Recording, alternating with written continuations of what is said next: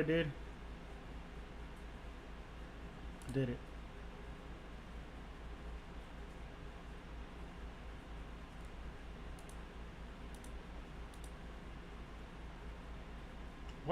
Why is my quality on YouTube it's lost? Okay, I'm not sure how it is on TikTok. I'm pretty sure it's pretty good, but on YouTube it's fucking ass. Like it's fucking terrible. So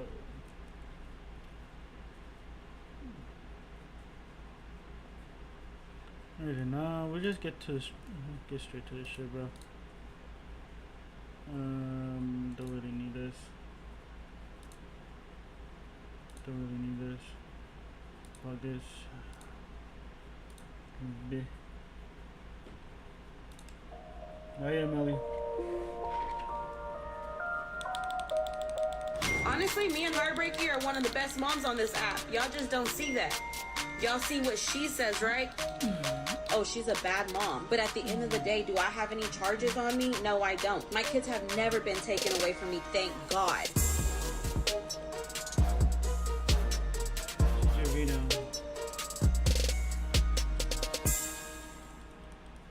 Alright.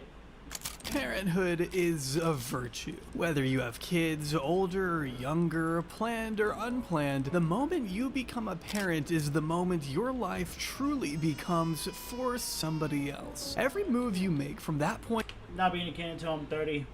Just saying, because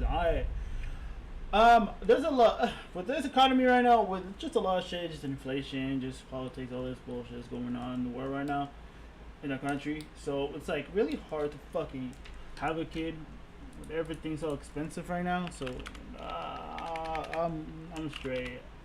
Not until I'm like rich or some shit, then maybe I'm ready for a child. So on will in some way affect your child, your career, where you live, and of course the way you conduct yourself towards and around your loved ones. No matter how big or how small your family may be, whether you stay with your partner long term or end up going your separate ways, I'm sure all types of parents would agree it takes a village to foster a safe and nurturing environment for a child. But what happens when said village includes the most gossip-hungry crevices of the internet, TikTok fan pages, and a seemingly never-ending revolving door of convicted murderers? What about when said career involves drunkenly humiliating yourself on daily live streams? What happens when you let your children's needs be eclipsed by your unquenchable desire for likes and attention? I think I know just the person who can tell us. TikTok star Ash Trevino had the internet in a chokehold during the latter half of 2024. I still to this day I do not understand actually why is she famous in the first place. I really don't know. I watched a couple of videos trying to understand what she do and whatever the fuck, but it's just her just rambling about some bullshit about her past. It's just like somehow a lot of people enjoy it. I really don't know. But it's just fucking ridiculous how a lot, like, you know, I blame y'all. I'm talking to the viewers out there, bro. You make a lot of people famous, like, the wrong people famous, bro. Wrong people famous. But, like, hey, you know, it's entertainment. We all watch it, and just, you know, it's like, it is what it is. Hey, I can be guilty of that, too. I love watching shit like that, but still, we're just making the wrong people famous, bro. Going into early 2025, her face was plastered across millions of timelines, her name a trending topic worldwide, and a commentary YouTube couldn't get enough of her sufficiently dysfunctional existence. But over the past couple of months, something has shifted. Ash Trevino has disappeared. Or rather, she's fallen off, which might as well be the same thing if your career is predicated on people talking about you non-stop. I could be. I literally just saw that recently where I think he just got kicked out or something. I don't even know what it was about. I saw it like she was crying about something. And I just kept scrolling because I didn't really care about that, you know? Today, I intend to track the rise and fall of Ash Trevino's short-lived but chaotic stardom. And of course, the vast whirlwind of controversy she spun for herself, the petty scandals all the way up to the more serious allegations. This is the tragedy of a mother who alienated herself from everyone in her life, all for a few drops of clout that she couldn't even sustain longer than a year. We've talked about a lot of terrible influencer parents, but after weeks of researching Ash, I think I can say with absolute certainty that this is the worst mom in TikTok history. And one of them, I slept with her husband. No one said it would ever be easy being a mom. I seen his BB. He's seen the new. Oh, you want to say that? Bro, you, oh my god, it's annoying. Like, you're in your 30s, man. Like, with kids and everything. You should not be out here hanging out with little kids, bro. I mean, they're in like 20s and whatever the fuck. But one of them was 16. I don't even know at this point, but still, you should not be hanging out with younger people. You have a whole, like, you have 2 kids. You have responsibilities you need to take care of. You should not be right with just around bad people. Like, and just with the people that she's hooking up with and the relationships she's been with, this is all around fucking terrible. I don't know. I just like, hopefully I'm never like still doing that. Just like having a lot of older people will still think that they have this younger mindset, thinking they're still in the fucking like how would I say it? They still think they still have it, even though they're like past that prime. You know what I'm saying? Oh, it's not fucked up. Oh, Sorry. I'm gonna be right back. Where you go? Gonna go do laundry real quick. Hi, chat. Alright. Hey. No, close your door. Alright then. Oh, it's fucking your room, bro. I know, right? But anyways. But yeah, that's, I don't even know what to say, but fuck it. Yeah. But to make sure the editors stay fed, it's time for a sponsor. Ladies and gentlemen, stand by for a message from Incogni. I'm sure you're well aware at this point of the harrowing threat data brokers pose to your online privacy. They scan the internet for your personal information to sell for a profit, collecting all kinds of sensitive data ranging from names, addresses, and even social security numbers, which can easily end up in the hands of scammers and fraudsters. On top of all of that, it's Yeah, we might have skipped the Get your breath up. That's more than once again to Incogni. Born January 17th, 1989 in the great state 1989. Damn. Yeah, she got. of Texas. Yep, she's up there. She's up there. Ashley Trevino Lopez, aka Ashley Garcia, aka Ash the Inmate Hopper, aka Ash Trevino, has not had much of her upbringing publicized on the internet, which is significant considering there is pretty much nothing. That's the year you was born. Nah, don't play with Nothing me. she won't post about nowadays. We don't know much about her life pre-TikTok infamy, but what we do know is that Ash graduated from Innis High School in 2007 and married her then boyfriend, Israel Grez, in 2008, before having her eldest daughter, Haley, in 2009 at the age of 19. Her youngest daughter, Evie 19. Jeez. Hey. Yana would be born in 2011 when Ash was just 21. Ash would later separate from Grez 4 years later in March 2015, accusing her partner of infidelity, alleging Grez had gone behind her back and started a new family with a different woman while... Oh, she's one of those girls, huh? Oh my god. She was like putting her business out there to like either get some validation, to get some sympathy, and just a whole fucking paragraph just holding out of nothing. You know what I'm saying? That's the thing I don't get. Why are you putting your business out there, especially in your relationship? It's like it should be between you and your spouse and whatever the fuck, and like keeping it like everything you guys gotta go through. You guys keep it behind doors because no one needs to know about what you guys are going through, what's your ups and downs, whatever the fuck. But just keep that to yourself. But you know, you have people like Ashley Trevino and just like a lot of these content creators like to put their business out there because they just want to get either sympathy or just validation, just all this bullshit just to be here in him or her side. So it's like, it's crazy. They were still married. still The exist divorce like wouldn't that. be finalized until June 2017, by which point Ash had already been official with another man for about 6 months. In fact, she already had a whole tattoo of her new beau's initials by the time she and Grez had officially separated, which is pretty unfortunate considering this relationship would only last about 18 months, with Ash putting herself back on 18 months and he's got a tattoo? Fuck, I could never. the Nah. market as a single woman in June 2018. Apart from from the spontaneous decision to permanently alter her skin with the likeness of a man she had only been dating for half a year, Ashley's life in the 2010s could be described as messy but mundane. Her Instagram from around this time is made up of mostly family photos and Snapchat selfies, along with the occasional venting about Israel Grez, particularly when it came to their co-parenting, exposing Grez for not paying child support and lamenting what little time he spent with their kids compared to the children he allegedly fathered outside of their marriage. As teenagers, the girls would make the claim that their father's side of the family wasn't as present as their mother's, and in particular their maternal grandparents, telling podcaster Camila Araujo earlier this year that it was only after their father was diagnosed with cancer that they started speaking to him again. With the passing of Israel Grez in June 2024, they seem to have not had any reason to speak to the wider Grez family since the funeral. And they haven't reached out at all? They have not reached out. They haven't texted your phone? Have they texted y'all? Is that something you guys desire? Like, do you desire to have a relationship with your dad's side of the family? No, because I'm not close with them. And even if I was, it'd be kind of awkward because I've never been that close with them, like, since I was little, obviously. No, I get that. I really do. Because, I would say a year ago when my grandpa passed away, it's like, there's my mom's side of the family I really don't talk to. Not because I have nothing against her or anything. It's just kind of awkward. I can't understand, and vice versa. You know what I'm saying? So I can understand. So it's like you haven't really been talking to, other families that you haven't been, talked to in a really long time, or you just met. It's kind of awkward. Especially when you have the only time you actually, in some occasions, like when you actually see your family from the families you don't talk to, it's only when it comes to like funerals or sometimes function.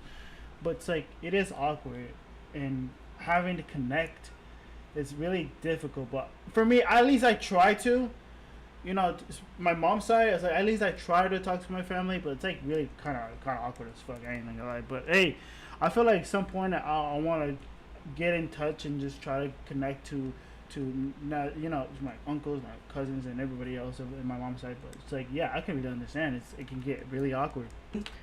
But ever since I grown up, they never texted or nothing. And then once I found out about my dad, that's when they started coming and talking to us. And then after the funeral, nothing. Despite sometimes insisting that she raised 2 kids alone, we know from Ash's other public statements that her parents played a significant... I mean, I have uncles, I have an uncle that reaches out to us trying to make sure that we're cool. So it's like, it's not that bad, you know what I'm saying? Everybody's family is different, so it's like, I can understand that. Significant role in the upbringing of the children she had with Grez, even referring to her eldest daughter as a grandparent's baby, due to their help with her in particular. I'm not a bad mom.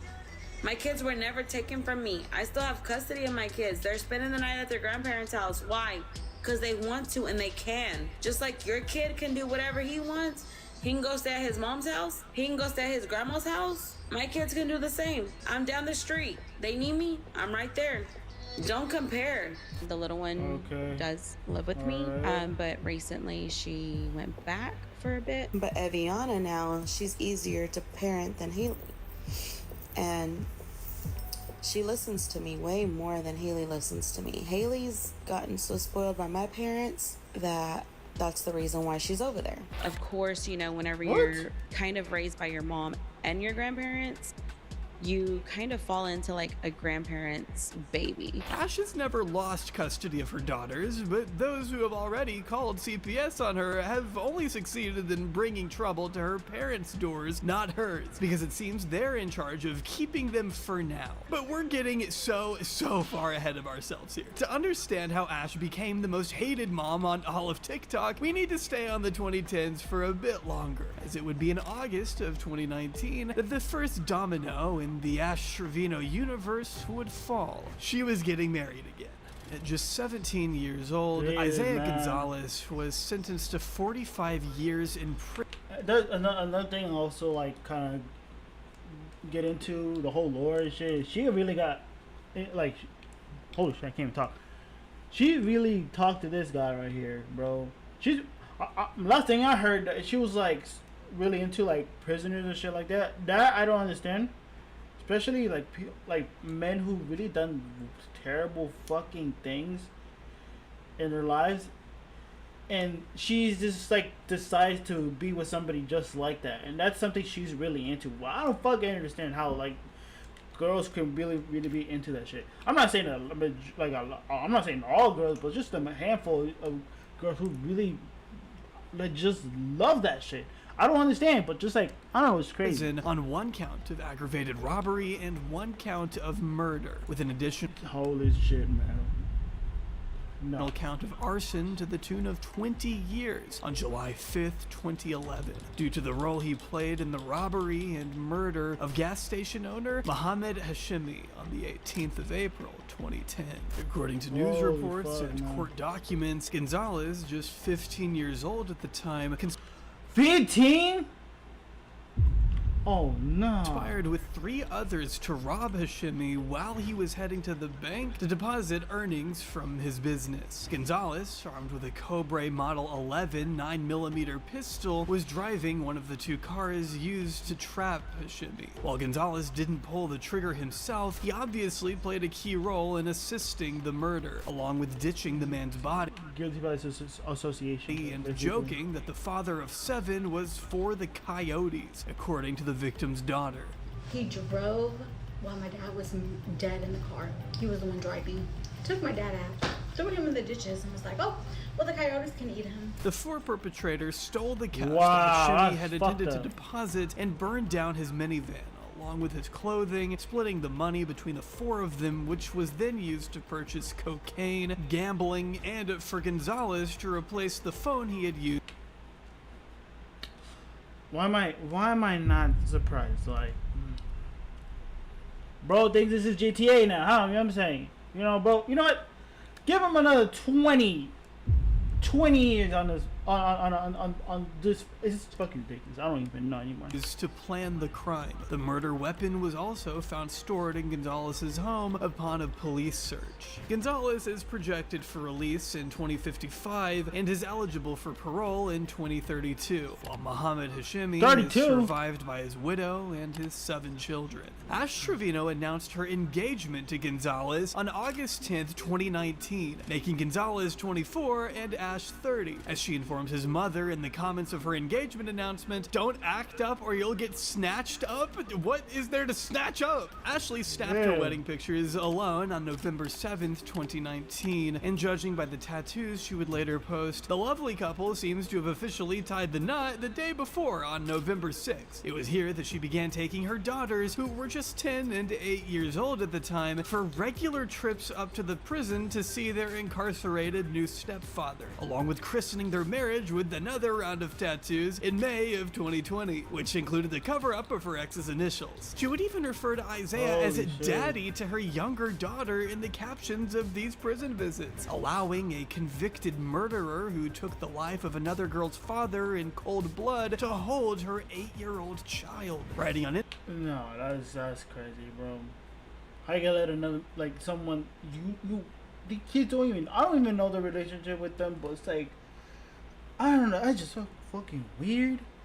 It's like Instagram oh, in late shit, 2019, quote, "Just a daddy and his baby girl. It's sad when she runs back for one more hug before we leave." In case you couldn't already predict, this blossoming love wouldn't last forever, as the cracks would already begin to show at the beginning of 2020, when Ash informed her audience she would not be going to see her husband of 3 months for the first time in 20 weeks, going on to instead share the post that was petitioning for Gonzalez to gain early release, seeing as he had received an education behind bars while also recently becoming a stepdad, which may raise some questions as to why exactly he decided to marry Ashley in the first place. Ash would then go on to casually announce her divorce from Gonzalez on October 21st, 2020, dropping off the papers to finalize the separation in January 2021.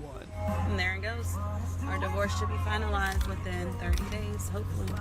It's important to note that at this point in time, Ash wasn't a very well-known figure online. It wasn't until after she rose in prominence that onlookers began to research her past and ask some pretty pertinent questions regarding the age gap between her and Isaiah. When new TikTok followers combed through her Instagram and found this post from March 2020 depicting, as she states, a then 12-year-old Gonzalez attending 18-year-old Ash's church graduation party in 2007. She blatantly writes, quote, "Yep, my husband's sitting on the front bench of our church at my senior church party in 2007. He's always been a part of my life since he was 12 years old. I might have even took that pic of him. Ha ha. Ha ha. What do you mean ha ha? 18 and 12? Hashtag 2007, hashtag husband, hashtag he's always been handsome."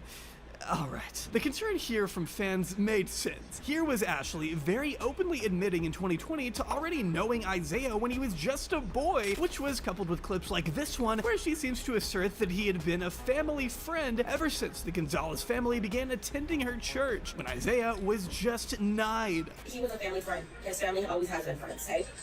They literally, I met him when he was 9, yes. I met him when he was 9. They started going to our church when he was 9. Okay? Mind you, I'm 6 years older than him. Ash explains that on the one Yeah, that is fucking weird. I'm sorry. That's just weird. hand, she didn't have that kind of communication. Hello. Yo, Chino. Yo. Real quick. Sorry, I know you're streaming. Wait, make sure Ship can't hear me though. What's up?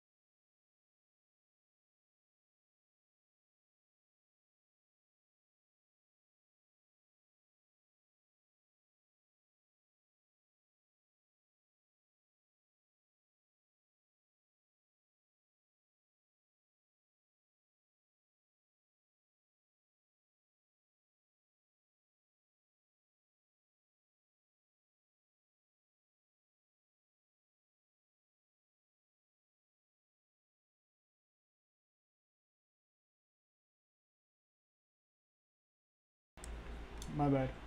Back to this. With the child, but also admits she cried when he was locked up and gave the 15-year-old her parents' address so they could write to each other while he was in prison. She would have been a married 21-year-old at this point. I knew of him because they came to our church when he was 9. I was 15. We didn't do nothing. We had no kind of communication like that or nothing. When he got locked up, I cried because he was only 15. Well, me and one of his friends, with his mom's permission, went to go visit him. And I left the kids with my parents. It was behind the TV because you had to pick up a phone and it was a screen. And so I was just like, hey, how are you doing? You know, and he's like, I'm good. He's like, I want to write you. I said, okay, well, here's my parents' address. He wrote me at my parents' house. I still have the letters to this day. And then I stopped communicating with him. And 2019, I'm single. So I write him on JK and he writes me through a handwritten snail letter. And that's when we start writing from March until August. Then in August, I put my phone on so he can call me. And then he calls me. And I'm like, hey, I missed you, blah, blah. And he's like, oh, I missed you too. And then that's whenever I said, hey, I want to get your name tatted on me. And he's like, well, why don't you do it legit and just take my full last name? And I said, what? And he's like, yeah, why don't you marry me? And I said, we just reconnected. Despite them supposedly not speaking to one another, Ash states that she told Isaiah she missed him. This T-page also posted a clip of You missed that.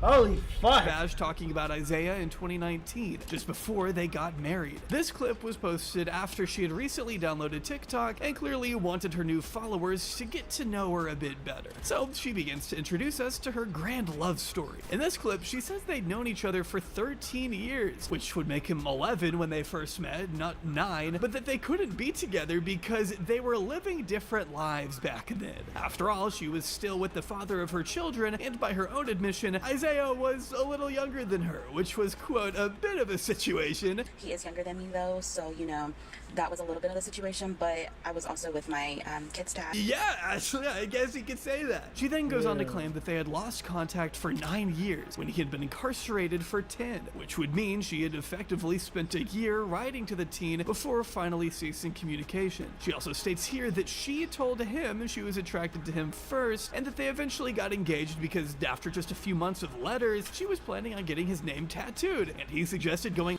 Oh my, what is this fucking?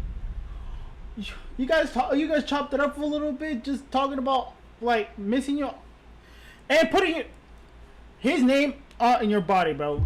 Tattooing his name on his body only for a couple of talking and already talking about engagement. That's crazy to me. That is some delusional ass shit.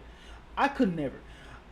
I know people who's been in a relationship and already like, I wouldn't say early on like into like engagement, but at least they took some time and just like getting to know each other and making sure that the relationship, it's like, you know, it's stable and like not rushing into things, right? I know people who's like engaged already they're chill, they're doing great. And I know other friends that like thinking about getting into it, like engagements and everything, and like, yeah, it's just a little too soon, but like at least they're not fucking delusional to the point where they gotta just rush to it shit, bro. I don't know. To me, I'm not gonna just get into a relationship in a year or two and just fucking get married. That's just crazy. But her, in her case, only for a couple months, already thinking about putting his name in, and like tattooed his name in his body and shit, and like engaged is crazy to me. All the way and just getting married. Why not, right? Truly an epic romance of biblical proportions. A classic story for the ages. A family united and complete for about 18 months. Despite their eventual separation, it does seem Isaiah still holds a piece of Ash's heart to this very day. So much so that when two of Hashimi's daughters, each with their own sizable TikTok followings, got wind of Ash defending a co-conspirator in their father's murder this past February, they weren't too happy to see it. Zara Hashimi, in particular, had just begun to move into the TikTok streaming space when she began to chat casually with a creator named Phoenix, a live stream interviewer, around February 26. During this stream, they discussed Camilla's interview with Ash that had just come out, which is when Hashimi mentions that they had only recently found out that Ash was his ex-wife, and that the two had gotten into it on a prior stream. Ash would claim that the Hashimi sisters were just obsessed with her. She is as obsessed with me and Heffa.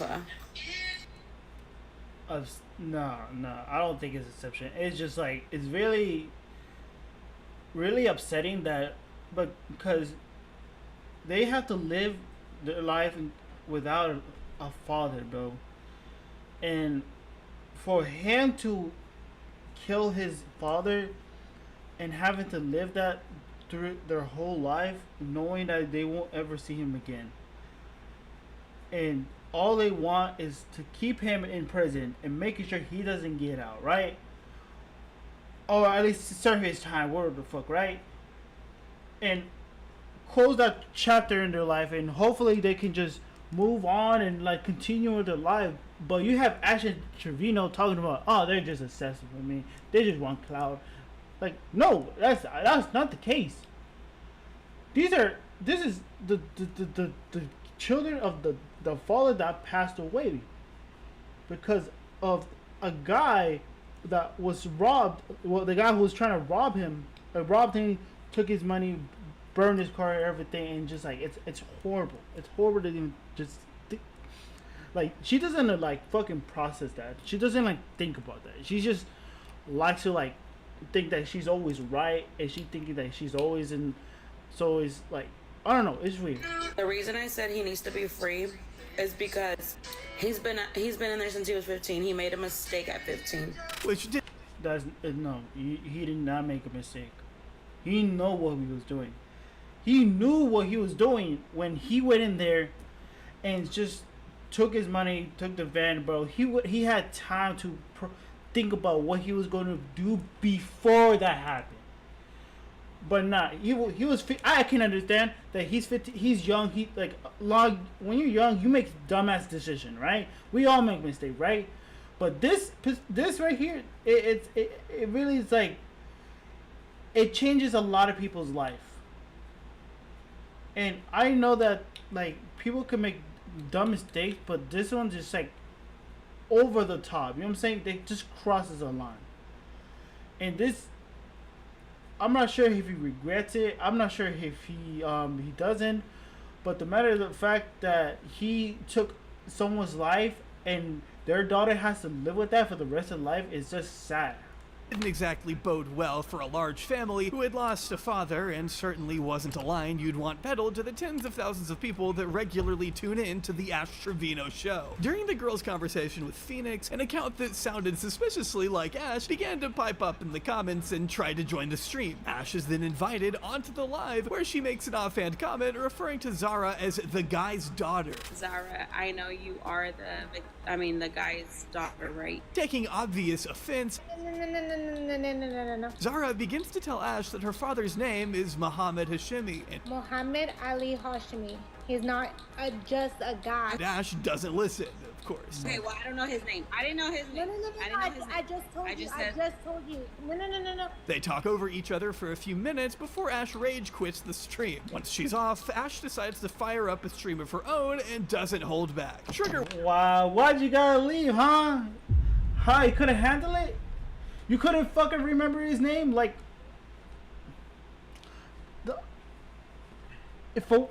can you at least remember his name? But like, it's kind of weird.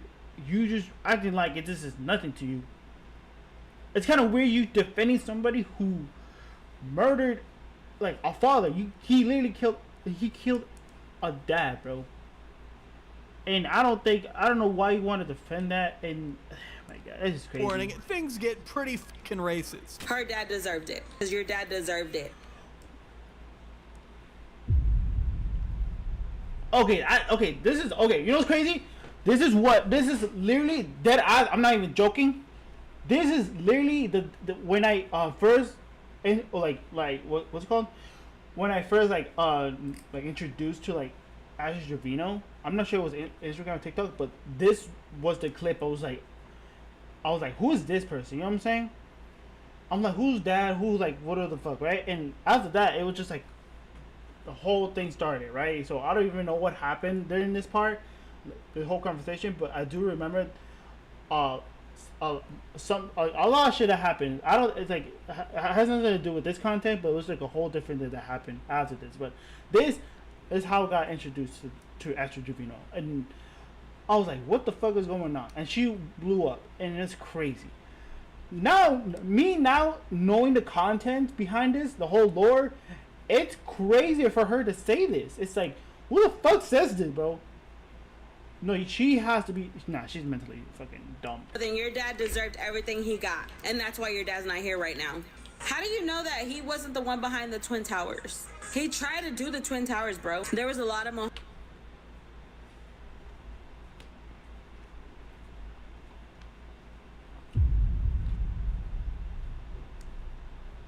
What the fuck does how to do anything? Mohammeds that were in the Twin Towers. In the middle of her little unhinged rant, one of Ash's daughters comes into the room and begins to plead with her mother to turn off the stream. Ash responds by muting the live and instruct. No, that is crazy. Even your daughter is telling you to stop what you're doing. Stop. She saw her live. Was like, nah, I need to end this right now because she's tripping right now. I was like, hey, Oma, you need to turn this off because you're wilding right now. Her child to leave the room before getting to the worst of the bile that she's about to spew. And although we are jumping forward in the timeline here, I think it's important to highlight Ash's repulsive behavior in this stream, as her handling of Zara Hashimi does offer a few key insights into the way she approaches pretty much every relationship in her life. Factor number 1, she was drinking. Ash makes no effort to hide her proclivity for alcohol, broadcasting her intoxication while drinking at home and at bars on a regular basis. Factor 2, her teen daughters often have to try and be the voice of reason for her when she's flying off the rails.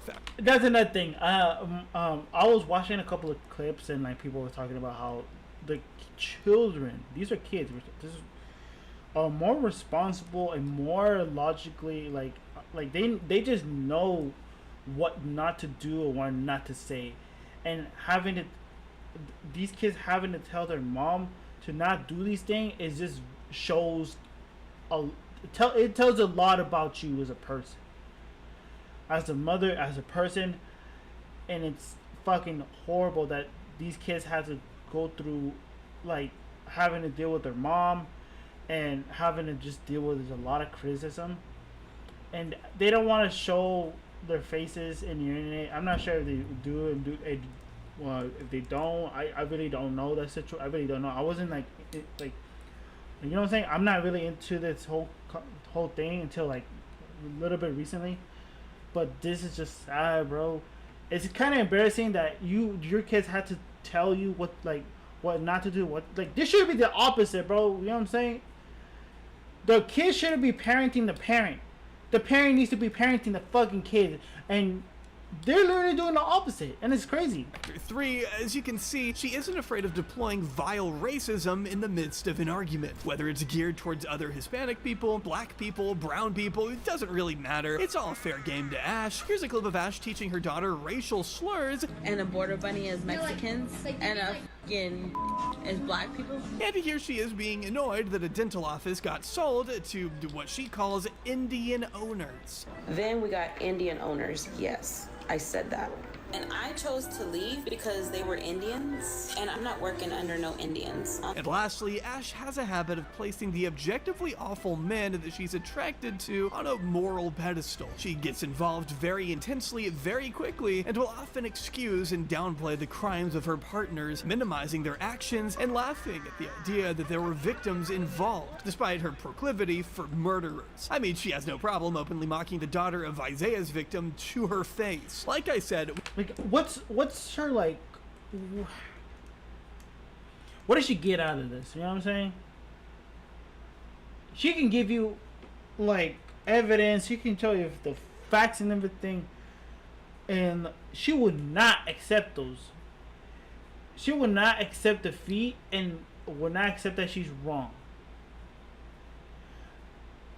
Like, that is delusional shit right there, bro. I don't understand. We still have a long way to go. And all I want you to do right now is keep these themes in mind as we move through Ashley's trajectory up to 2025. As she gains infamy for the never-ending onslaught of inmate boyfriends she recruits, her affinity for indecent exposure, and arguments with all of the friends and colleagues that Ash Trevino will meet over the course of her tenure as a streamer. Because it's in 2019 and 2020 that Ashley, having watched her eldest daughter move her modest but growing musically following over to TikTok, figured that her new life as a prison wife would set her up for a thriving career as an online influencer. While Ashley didn't truly explode into the TikTok scene until 2024, she was already making her way through the interstate prison system. At this point, she was still working full-time as a receptionist at a dentist office and streaming from her car in her scrubs, in between filling her colleagues in on both hyper-online drama and her prison wife antics.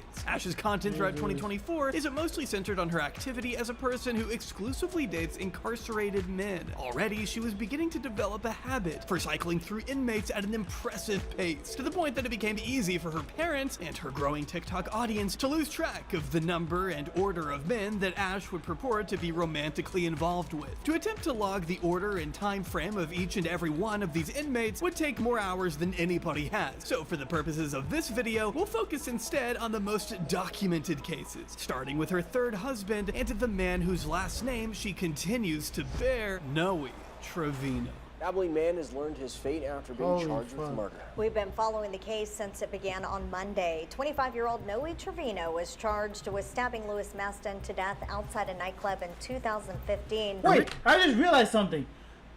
I could be wrong.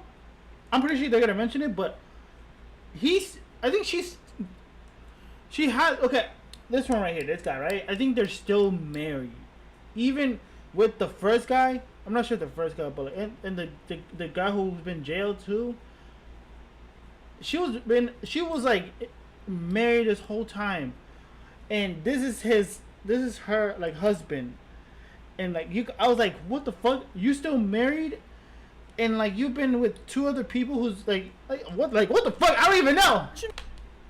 Charged for one count of injury I could to be a wrong. child I hope that he mentioned Noe Trevino would later find himself in a violent altercation on March 29th, 2015, outside Club Old School located in Abilene, Texas. Having left the neighboring club Nueve Luna with his family, an argument erupted between the Trevino cousins and the grandchildren of Lewis Maston, who approached the group and attempted to prevent a fight from breaking out. Amidst the scuffle, Maston pushed Trevino, who in turn stabbed Maston 10 times in an attack so sudden that his grandchildren, who witnessed the events unfold in real time, failed to even realize their grandfather had been stabbed until they saw blood running down his shirt. Trevino was 24 at the time of the stabbing and is due for release in 2040, with his parole currently set to 2028. Now, there's little confirmed information as to when Ash Trevino was actively married to Noe. We do see another round of solo wedding photos, which indicate they wed in April 2022, while by June 4th, 2024, she had already moved on to our next character, stating that she was going to get a divorce from Noe and didn't need his permission to do so. Here in Texas, I can file them with my county and they just send Noe the notification. Noe won't have to sign nothing or anything. I don't need his permission to file for divorce. I can just file for divorce and then they will notify him once I'm divorced. What? Is that true? I don't fucking think so. The main content that exists concerning Noe within the Ashverse is that she obviously decided to keep his last name, claiming that she's going to divorce him and then not for whatever reason, as well as her apparently arguing with him, going so far as to wish an assault upon her husband. I wish my husband would fucking fall and break his fucking leg, okay? I wish he would fucking get raped. The only Hey, yo, what the fuck? confirmation of when she actually left him would come in October 2024, where she would claim that they had part ways nearly 2 years prior to the day she was streaming, indicating that they had begun to split just 4 months after tying the knot. Ash would also claim that the court had denied her filing back in June because he failed to make an appearance. I call and I'm like, hey, is my divorce final? And they said no because your husband didn't show up. I was like, my husband's incarcerated. Y'all knew that. We had the paper notarized. And they were like, well, he didn't show up. You have to refile. One of the many roadblocks of tracking Ash's relationship timeline is just how quickly she'll jump from one relationship to the next. She'll often replace one boyfriend with another within 24 hours of breaking up. Her messiness when it comes to these incarcerated men would take her into the arms of her first inmate. Nah, this is messy as fuck. She's fucking mentally, like, she's got something mentally wrong with her, bro. Like, she's just hopping into like different relationship and hopefully that the next one will be the best one. If not, and hops on with the next one, and she goes on social media saying, "Oh, I'm in love with this person. I'm gonna put a tattoo on my left fucking cheeks and my right, whatever the fuck. I don't even know." But this is just fucking crazy that human beings like her exist. Bro, it's crazy. Like, there's a bunch of people like her, but doesn't really show their faces on social media. Think about this. Literally, there's so many people in the world that is like her, but doesn't show her face to the show their faces to the world. Think about that. It's fucking crazy. Who would be released later into their relationship. A man who shared Noe's same unit by the name of Jesse Martinez. Despite the launch into infamy that her relationship with Jesse offered her, the nature of Jesse Martinez's crimes aren't as freely available as some of the other men in Ash Trevino's life. We're not exactly sure what Jesse did to wind up in jail, but we do have an idea of his charges, which Ash makes sure to describe as injury to a child as opposed to cruelty to a child, as if it's some sort of impressive checkmate. Okay, first off, y'all don't know what my man did. Second off, don't be talking about him if y'all don't want to get the fix. And yes, I'm going to marry him. And he does not have cruelty to a child. It's injury to a child. And baby girl, it was a fight between some family members. Ash has claimed they were together for about 9 months. Bro, why does she always gotta defend these fucking criminals? Fuck! She's talking like she's like 20 or like fucking 18 or some shit. You're not 20 or 18. You're a grown ass woman in your 30s. Don't know what, like, you're fucking crazy. Nah, that's months crazy. Before his release, placing the beginning of their relationship at around November 2020. She needs to go to therapy and just, oh my god, I feel like she needs to go to like somebody or someone like professionally, because I don't think she's not good in the head. I still feel bad for the kids, by the way. It's crazy. 2023. Within weeks of her claimed separation from Noe, a turn of events that would allegedly lead to Noe jumping Jesse in prison immediately before his release. Ash would celebrate Jesse's return to society by claiming in one clip that she didn't know what he looked like, but was nevertheless going to make a baby with him. But he sounds so Mexican, you guys, that I don't even know how he looks. I don't know how he looks. Once he's actually like at the hotel room with me, we'll probably do like one live together, because I'm gonna get a room for the whole weekend with us. But we have a baby to make, so we ain't gonna be on it. We got a baby to make. Okay? No. You having a kid right now is the last thing you need right now. Bringing a living being in the world and you being a mother isn't the greatest idea. I'm gonna just put it that way. We are literally gonna try and get me pregnant the first month he's home. Ash picked Jesse up from prison around May 31st, 2024, posting videos of a decorated... I saw this clip somewhere too. He looked like he doesn't want to even be with her or be around her right now. Hotel room before immediately streaming their first night together on TikTok. Their relationship, now that Jesse was a free man, however, would be short-lived, as evident by Ash's breakup announcement in June 2024. Ash later claimed that the two broke up because of social media. After she bought Jesse a cheap phone and let him make an online profile for himself, she seethed over all the females who supposedly flooded his inbox. I'm not saying females, that's her. Why did you guys break up? Because of social media. A lot of females were in his inbox, and I just didn't have the trust. I would tell him I wish he was back in prison just because I knew I trusted him in prison, because nobody knew who he was. Nobody was writing him. When he came out... Thank God. Thank God. I let him have social media. I gave him a little cheap phone. Right from the jump, Jesse and Ash's relationship was a turbulent one, publicly streaming their arguments and barely getting to cherish the 10 days they spent together outside of a jail cell. You can see the... Already? Bro just got out and... There we go. They didn't got the first step. What the fuck is going on? She's crazy. She fucking doesn't know what she wants. Two bickering constantly, with Ash getting upset at him for being too talkative on his first night out as a free man, and Jesse showing her live stream all the messages he was getting while they were out. Their separation, however, only... I mean, when you're like in a relationship and you're like a huge creator or artist, whatever the fuck, I feel like regardless of who's like, you know, guy, girl, they need to understand once you make it, once you're big, there will be a lot of women or men that will be in your DM,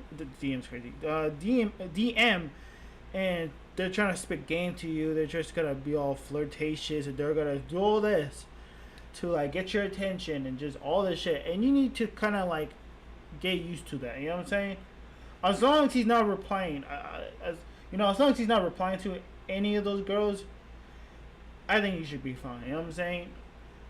Hey, you're a winner at the end of the day. Like, I'm not even talking to her. I'll fuck her. I don't give a fuck about her. But let's just say you're a man, right? Big content creator or artist, whatever the fuck, right? As long as he's not, like not disrespecting you and not replying to the girls, you're winning. You know what I'm saying? You are with your man. You know what I'm saying? You're in a relationship with this man, so it's a big win for you. All these women is on his DM trying to spit games to him and all that bullshit, and that's the closest thing they're ever gonna get. But you're actually with the person. You know what I'm saying? You're actually physically in his presence and just loving him and respects you. He respects you, and it's like a lot of these people are insecure and you need to understand that when people get big, you gotta get used to this shit, bro. When the fame comes, men, they will come to your spouse's fucking DMs and just start talking crazy. You know what I'm saying? So keep that in mind. You gotta get used to that. You know what I'm saying? As long as he or her don't reply to these messages, you should be fine. They proved to be the beginning of the fallout, as Ash would decide, for whatever reason, that floating the idea of her being pregnant to her followers and fans would be a good idea. Before long, Ash was excitedly telling her audience that she was late on her period, and that she had been ovulating when she picked Jesse up from jail. Not exactly information I needed to know, but nevertheless, I was ovulating the day after the day he came home. I already told Jesse that if I'm pregnant, I told him on the way to Irving. So I told him, I said, I start my period in 3 days. And he's like, what are you telling me? I said, I'm just saying, I start my period in 3 days. And he's like, what are you telling me, Ashley? And I was like, no, I'm just saying, like, just in case, you know, something happens and I'm pregnant, I don't need you to be there for me. I said, I can raise this baby on my own. I've raised 2 of them on my own. I don't need you to be here to raise my baby. She was already posting candidly around June 9th that she Stop making fucking baby with random fucking dudes. Holy fuck! She was ready to raise a baby alone before going home and asking her daughters if they were ready to step up and help with the burden that comes with bringing a human being into the world. If I'm pregnant, she already knows what to do as an older sister. She's gonna help me raise that baby. She's gonna stand on business. And what else? No. Your kids isn't. It's not their responsibility. I'm not a fucking parent or anything. I don't have kids, right? So, but I just understand, like, as an adult, you know, as a fucking fully grown adult, you should be responsible of taking care of your kids, making sure they're good. Not financially, making sure they're clothed, they got food on the table, making sure they got clothes in their back, and make sure everything is chill, alright, right? But having to put this much weight, this much burden to someone else, and taking responsibility onto another child, I don't know. It's just weird. And I understand. I know people who's been in a situation like. They gotta do what they gotta do, right? And it's I understand it, but sometimes don't put all your responsibility into someone like your own child. It's, you know what I'm saying? They should not have to deal with that while they're in the middle of just being a kid, or just trying to go through puberty, or just trying to do homework, go to school, all that shit, right? They should be worrying about that. You as a parent, you need to worry about making sure your kid don't fucking die, making sure that your kid is well fed and putting clothes back and have a roof over their head. You know what I'm saying? That's every responsible parent should understand. I'm not saying I'm a parent. I'm not saying I just, you know what I'm saying? I feel like it's just common sense. You know what I'm saying? Baby. We don't need no Jesse, right? No, I'm gonna prove all y'all wrong. But that didn't seem to matter much after Ash began switching between the claim that she had gotten an abortion and saying that she had apparently experienced a miscarriage, explaining that she didn't believe in abortion, actually. Ever pregnant? Yes, unfortunately I was. But the stress gets to you. So unfortunately I was very sad, but I was happy at the same time. No, I did not abort. I don't believe in aborting. Keep playing, Jesse. That's why Jesse with 2 bones. He's just mad because I aborted our baby.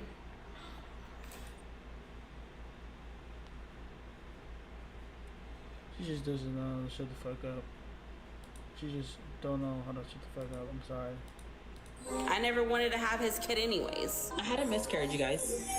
But thank you for reminding me. Let's get 2,000 points on the never-ending contradictions of Ash Trevino, everyone. Despite their in-person relationship lasting only 2 weeks, Ash would report that the content she made of picking Jesse up from prison would single-handedly gain her 30,000 new followers on TikTok, thus launching her new online career, if you can even call it that, and rewarding her for courting such incarcerated men. Believe it or not, at this point in the Trevino timeline, most of the attention she garnered was fairly positive. People living for the messiness, along with the endless clippable moments that such drama would produce naturally. For better, or most definitely for worse, people easily gravitated towards her reckless behavior. Fans and hate watchers alike clung onto her every word, as Ash spent the following days and months reminiscing on her short flings and happily sharing intimate videos of such men during lengthy TikTok lives. Or in the case of Jesse, engaging in heated arguments, and later trying to get him to come visit, disparaging Jesse's next relationships in front of a growing community like it was her own personal diary, and these were not real living beings having their personal experiences carelessly aired out to thousands. Something that we can pretty clearly observe from Ash's behavior from this point on is that she doesn't seem to do well with being alone. She'll readily ditch one man for another with hardly any time to spend by herself in between. These relationships were often spaced apart by days or even hours, and the more convicts she spoke to, the more desensitized she became to their crimes.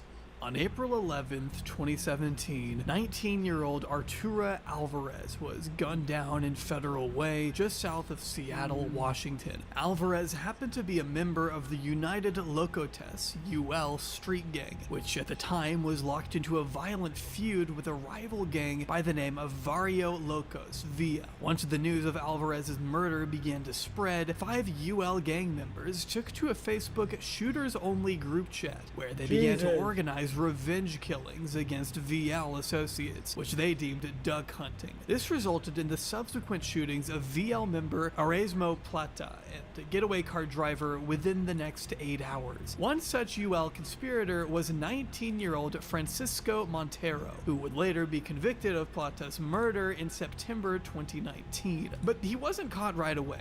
And during the time it took him to be convicted, Montero additionally took the lives of 19-year-old Eviana Cortez and 13-year-old Elizabeth Juarez on March 28, 2018. The 13-year-old Juarez, who was apparently a member of the Southside Locos gang, had reportedly been caught spraying graffiti over tags left by Montero's gang when she was shot in the back of the head and the thigh. Cortez had no gang affiliations and was simply in the area visiting family when she suffered 4 gunshot wounds to the abdomen, head, and leg. 19 shell casings were found at the scene, as was the DNA of Francisco Montero, who was later charged for the team's murders in 2021. Never one to remain idle, however, while Montero was being held at the King County Correctional Facility for the double homicide, he became involved in a drug trafficking ring that included himself, another inmate, a former jail guard, and 3 others outside the system. The group was caught bribing Moses Ramos with $5,000 to smuggle methamphetamine and fentanyl into the jail between March 23rd and March 24th, 2023. I think you already know what comes next. Oh, babe, there's 2.3k people watching you right now.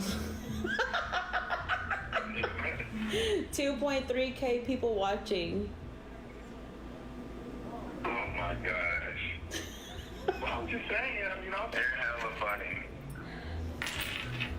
Guys, he's innocent, and I don't care what y'all say, what y'all think. Oh my god, what the fuck? Why is she defending these motherfuckers, man?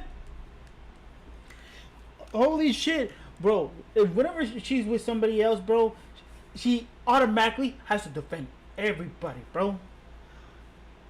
She can literally see, bro. She can literally, if you say like, she can literally like see him fucking shoot somebody in the face, and like witness that shit, and still will say like, oh, he's innocent.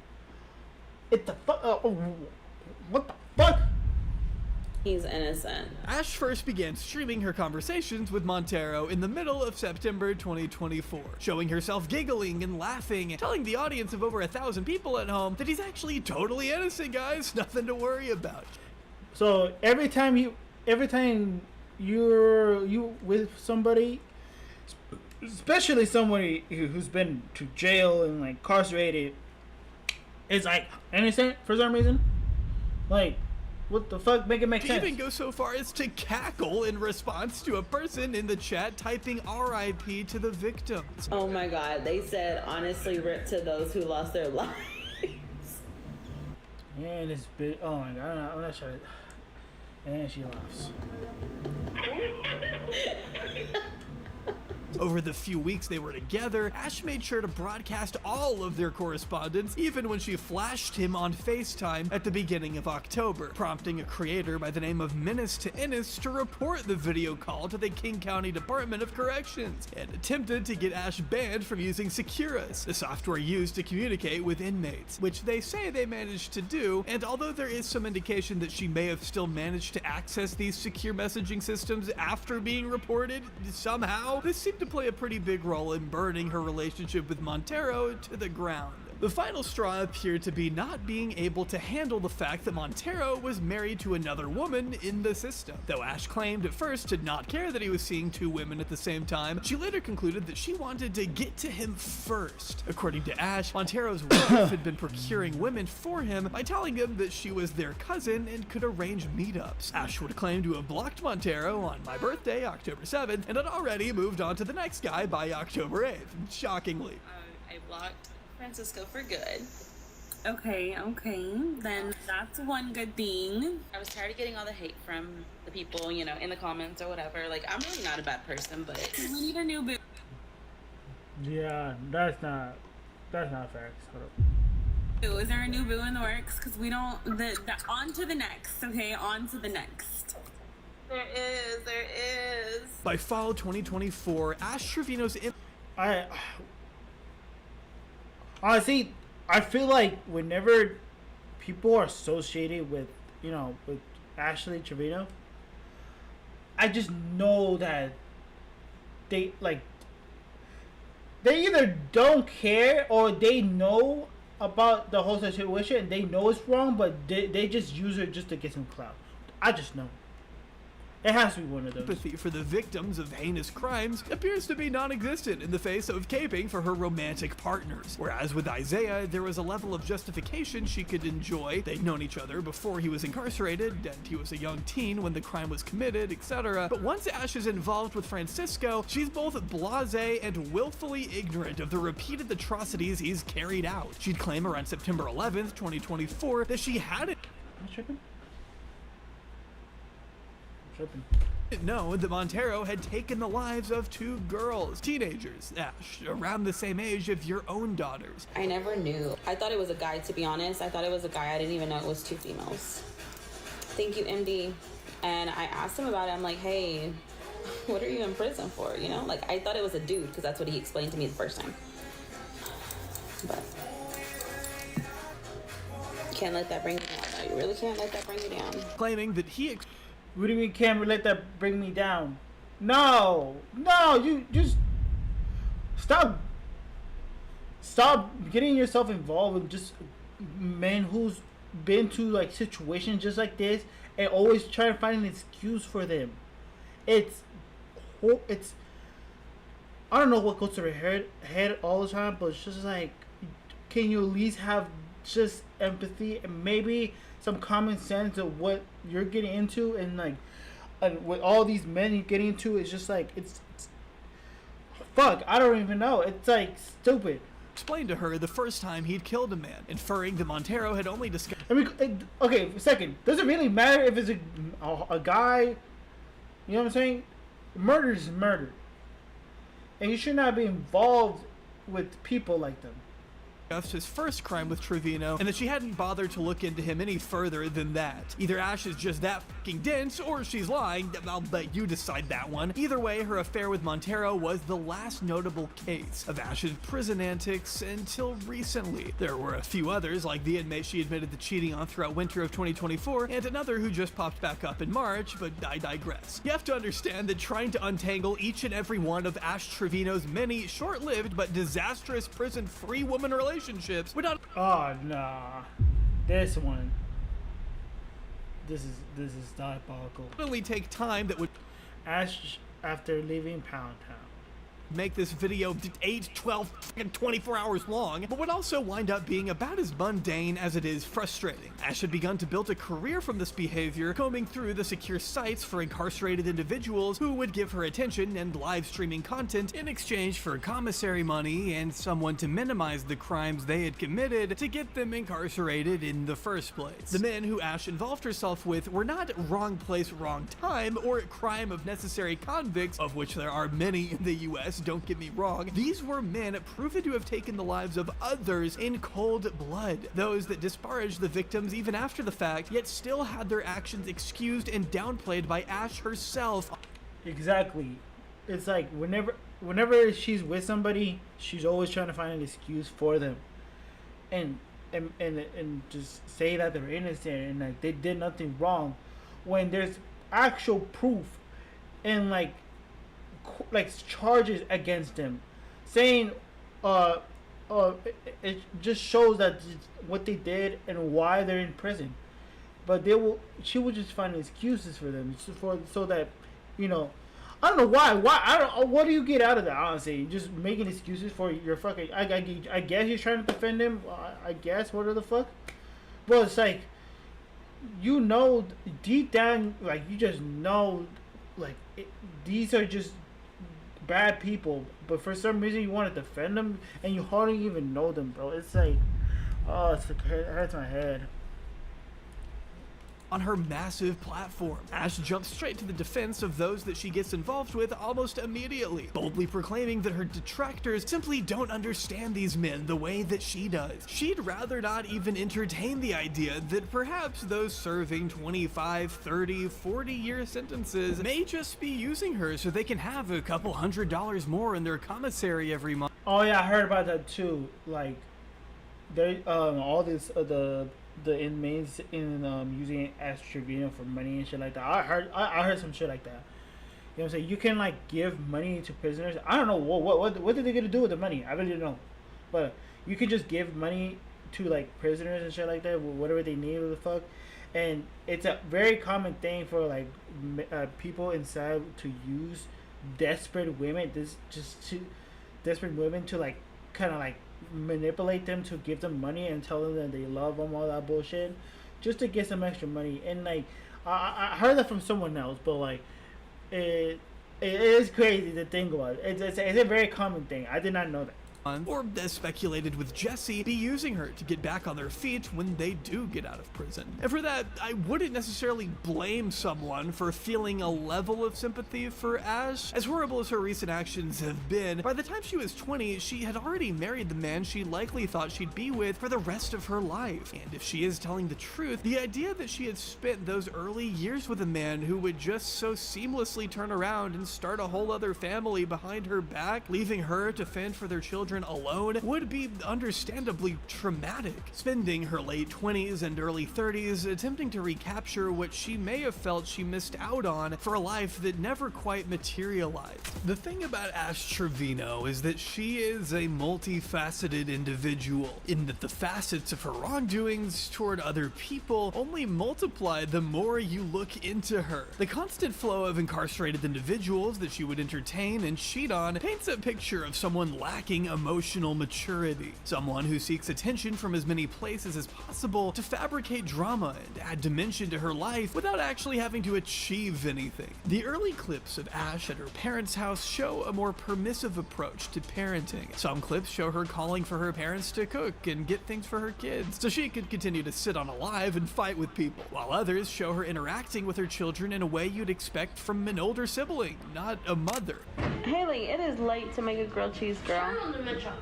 It is too late to make one. She's trying to make a grilled cheese. Mom, can I make it for her? At the end of the day, he's still my husband. At the end of the day, he doesn't like you. Yeah, like, they don't understand, like... Evie, shut up. Go over there. The more time Ash spent on camera, the more glimpses we'd catch of her life off camera, with the single mother drinking home alone and streaming herself at bars in her hometown. These kinds of lonely nights would end in one of two ways, usually, with Ash getting into fights with those she's streaming with, or by broadcasting parts of her sexual encounters with the men she would meet at these bars. Ew. Watching these clips as an outsider feels invasive. In one set of clips from the summer of 2024, Ash is sitting in a bar on a live stream, kissing a man with tongue while his daughter seemingly tries to break it up, obviously and understandably embarrassed. This escalates with the two of them sitting in a car. Nah, oh my god, this is... I want... You know, I'm grateful for my mom. You're saying she was never like this at all. You know what I'm saying? And I can imagine, I know there's a lot of people who has mothers like these, right? And it's sad. It's really fucking hard on my hair. So, one second. What if I could just...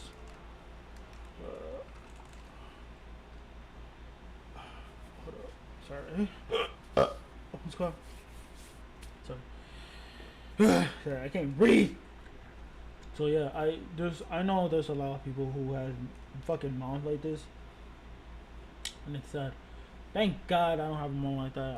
I love my mom a lot, bro.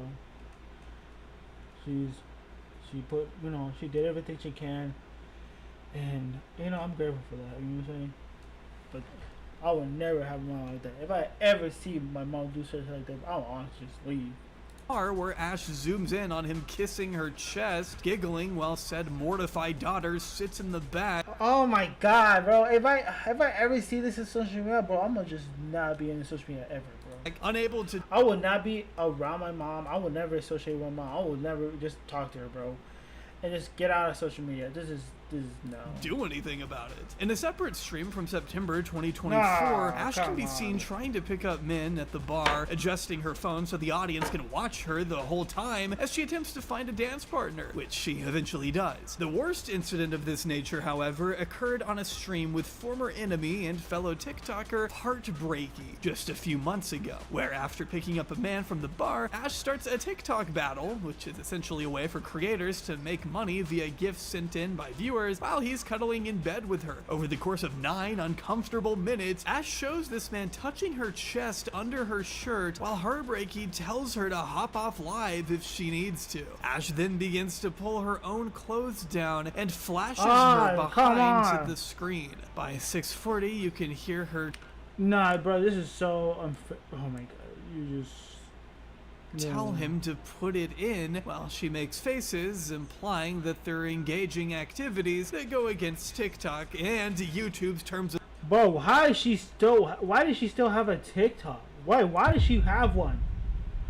TikTok, what the service, for that matter. It's worth pointing out here that her daughters at one point used to try and watch their mom's live streams. We can only hope that they saw the writing on the wall and stopped doing that, but even so, this is yet more uncomfortable content that will likely fall into the lap of the eldest, who was at this point approaching 1 million TikTok followers of her own. Unsurprisingly, Ash wasn't afraid to launch into spontaneous arguments with friends and strangers alike, mostly lasering in on 2 friends in particular, Heartbreaky and Heffa. Heartbreaky, or Susana Montez, is a content creator, streamer, and proud owner of God Lives, a Christian activewear brand. She had what can be loosely described as a brief stint on television as a contestant on season 2 of For the Love of Ray J in 2009, a bachelor-style dating show where the Kim K co-star would attempt to find the woman best suited for him. I've never seen the show, but I can guarantee with almost absolute certainty that it must have been pretty riveting stuff. Susana would come in 5th overall, and would also appear in one episode of 2015's Ballers, according to her IMDb page. From what I've found, the first sign of Susana Montez appearing in the Ashverse happened at the beginning of August 2024, but by September, the friendship would deteriorate, with Susana, now going by Heartbreaky, accused Ash of buying herself gifts and passing them off to her followers, as from Francisco Montero. When Heartbreaky goes after inmates for being losers, Ash comes to the defense of Montero and hits back at the reality star for knowing nothing about the prison system or what being a prison wife is all about. It was brought to my attention that she's sitting there, I guess, making it seem like I sent myself the flowers. I'm not that desperate. I would not send myself something and then act like it's from a dude. Francisco did send me the roses. Like, he bought me Versace slides. He bought me a Valentino purse. And so for her to sit there and bash inmates is not right. She called all inmates losers, like I said. I'm gonna let the other losers. She said that they can't do nothing for you, that they're losers. She knows nothing about the prison system. She knows nothing about being a prison wife. All she knows is to pay for phone calls, and that we pay for phone calls, but even then the guys pay for calls. Why are you saying it like it's a flex or something? Because no one why is it's dumb. But I don't pay for mine and Francisco's calls. He pays for them. Ash and Heartbreaky would continue their beef throughout the remainder of 2024, with the latter claiming that Ash has no resume and is not a real content creator like her. That girl don't have a resume. That girl never did music videos. That girl never been on TV. That girl never been around nobody but her, but not even her inmates. She used to watch me when I was on TV. I have an actual resume. She's nobody. She's been watching me since I was on TV 15 years ago. All right, girl, you were on one season of a Ray J reality show. Let's calm down a little bit. By 2025, Ash would accuse Heartbreaky of sleeping around with married men and claim she was just using Ash for her relevancy. And although they did manage... Yeah, I don't even know her. That's a fucking old show. To set aside their differences and make nice around February of 25, this rekindling only occurred after Ash's falling out with another former streaming friend, Heffa. Heffa, or Carla, is a fellow content creator who also runs a shipping company with her husband when she isn't battling Ash Trevino on TikTok Live. Her first appearance alongside Ash seems to be in late October, just a few weeks after Ash's falling out with Heartbreaky. Heffa notably defended Ash against her detractors well into the winter months before finally meeting up in person around the third weekend of January. Though it was at the end of January that Heffa would begin to talk bad on Ashley to others within their battling circle, dunking on her friend for allegedly having bed bugs, before launching the first of 2 deplatforming campaigns against Ash. Ash would then retaliate with a legendary crash out that exemplifies I saw this post too. I was like, nah, that's disgusting. the petty energy that the two always had between each other. She disparages Heffa as a little Miss Perfect with her marriage and regrets allowing her to meet her kids. Heffa want to sit there and talk crap. She look like a heifer.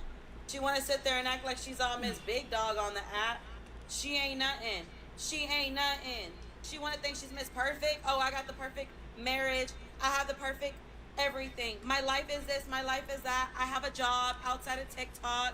Blah, blah, blah, blah. And I regret ever meeting her. This is why I don't talk to females. This is exactly why I don't talk to females. After the two made up and began to battle again, their disagreements would return, with Ash making jealous comments about Heffa's husband and looking a little awkward and annoyed when Heffa's daughter would walk in to say goodnight to her when Ash's own children can be seen opening and shutting doors unacknowledged in the background. Because, yeah. Haley's birthday is March 12th. Did you eat the cookies? They were good. They look funny, but they were good, right? Damn. I'm lucky. Brush your teeth. For now, the thing to note is... Yeah, the comparison is fucking crazy. That you can see, this is exactly like you can just tell the like just that scene alone just shows a lot of differences between two people, like two mothers, bro. One who's just, it's like a wreck, right? Does barely can get shit together and everything. You know what I'm saying? Like her life is just all over the place, right? And you have a different woman, right? A different mother who's, I don't know her story, whatever the fuck, but just by the way that scene alone, it looks like she got everything controlled. Look like she loved her kid. She making sure that she makes sure that her kid needs to brush her teeth. It's just like, I don't know. I don't really know her like that, but just that scene alone just shows that she really does care about her kids and making sure, her face isn't really out there that much. I guess as far as I know, I really don't know the person, but just like seeing that, like that scene alone, just shows a lot. It just tells a lot about her character. You know what I'm saying? It's crazy. Is that Ash had no problem gravitating towards whoever would not criticize her on a given day, embracing a close relationship with Heffa over the end of last year while reverting to the last person she could battle with. It almost feels similar to what she does with inmates, hopping quickly from man to man as they trade commissary for attention, then moving on to the next at the first sign of trouble. Ash will say in one of the fallouts with Heffa that the critiques and the drama is why she's not friends with other females, a classic pick-me line for a pick-me woman who is willing to entertain felons and run her mouth towards other women but cannot seem to take her own heat. This idea would become increasingly apparent in her negative interactions with strangers, on one occasion even going so far as to dox her own address on a stream while telling people to pull up on her, to which people began to say bet, and over a plethora of instances, the likes of Tampa Bay and Larissa Marie, other influencers I guess, would come to Ash's home and attempt to fight her. Larissa Marie in particular would take a shot at it in April of 2024 after an argument on Live, while Tampa pulled up in November, to which Ash decides to ring her dad, and then Wait, what? Did you just really ask me if I... What the fuck? I look like Ash Trevino. Do you want... No, what the fuck? No. When the fuck did I say I like Ash Trevino? That is some crazy ass shit. That's crazy. That's crazy. Nah, I'm not. I have never in my life. I'm sorry. If you like Ashley Trevino, bro, that's you. But that's never, bro. I'm not that down bad. Police, where her daughters can clearly be seen inside the house. Ash happened to be streaming when she got there, the stress on her face palpable and not congruent with a woman who will share her address on stream to start a fight. Still support them. They might not be here because my address was leaked. I don't feel safe with them being here. Oh, it's because you like boys. No, I'm not. I don't like boys. I like women. But thanks for trying. Yeah. Street and it's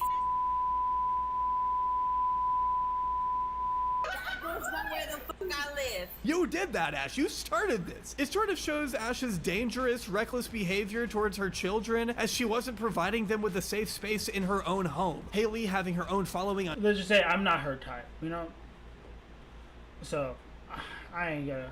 Yeah. TikTok makes her vulnerable to people wanting to find her too. And at 16, I can't imagine how that must have felt to her. Her own mother was jeopardizing the sanctity of the home she was supposed to be comfortable in. Just horrendous parenting across the board, which takes us to her parenting as a whole. So I have 4 girls here right now with me. I just fed a Wingstop where these kids took over my freaking room. They come and leave my living room a mess.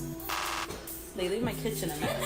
And now they're in my freaking room. Excuse me, can you please get out of my room? And there's another room right there. Oh, so y'all want me to go over there? As mentioned, Ash's parenting style could be described as permissive at best and neglectful at worst. Ash doesn't... Yeah, again, I see you keep looking at your... Well, you sure you don't want me?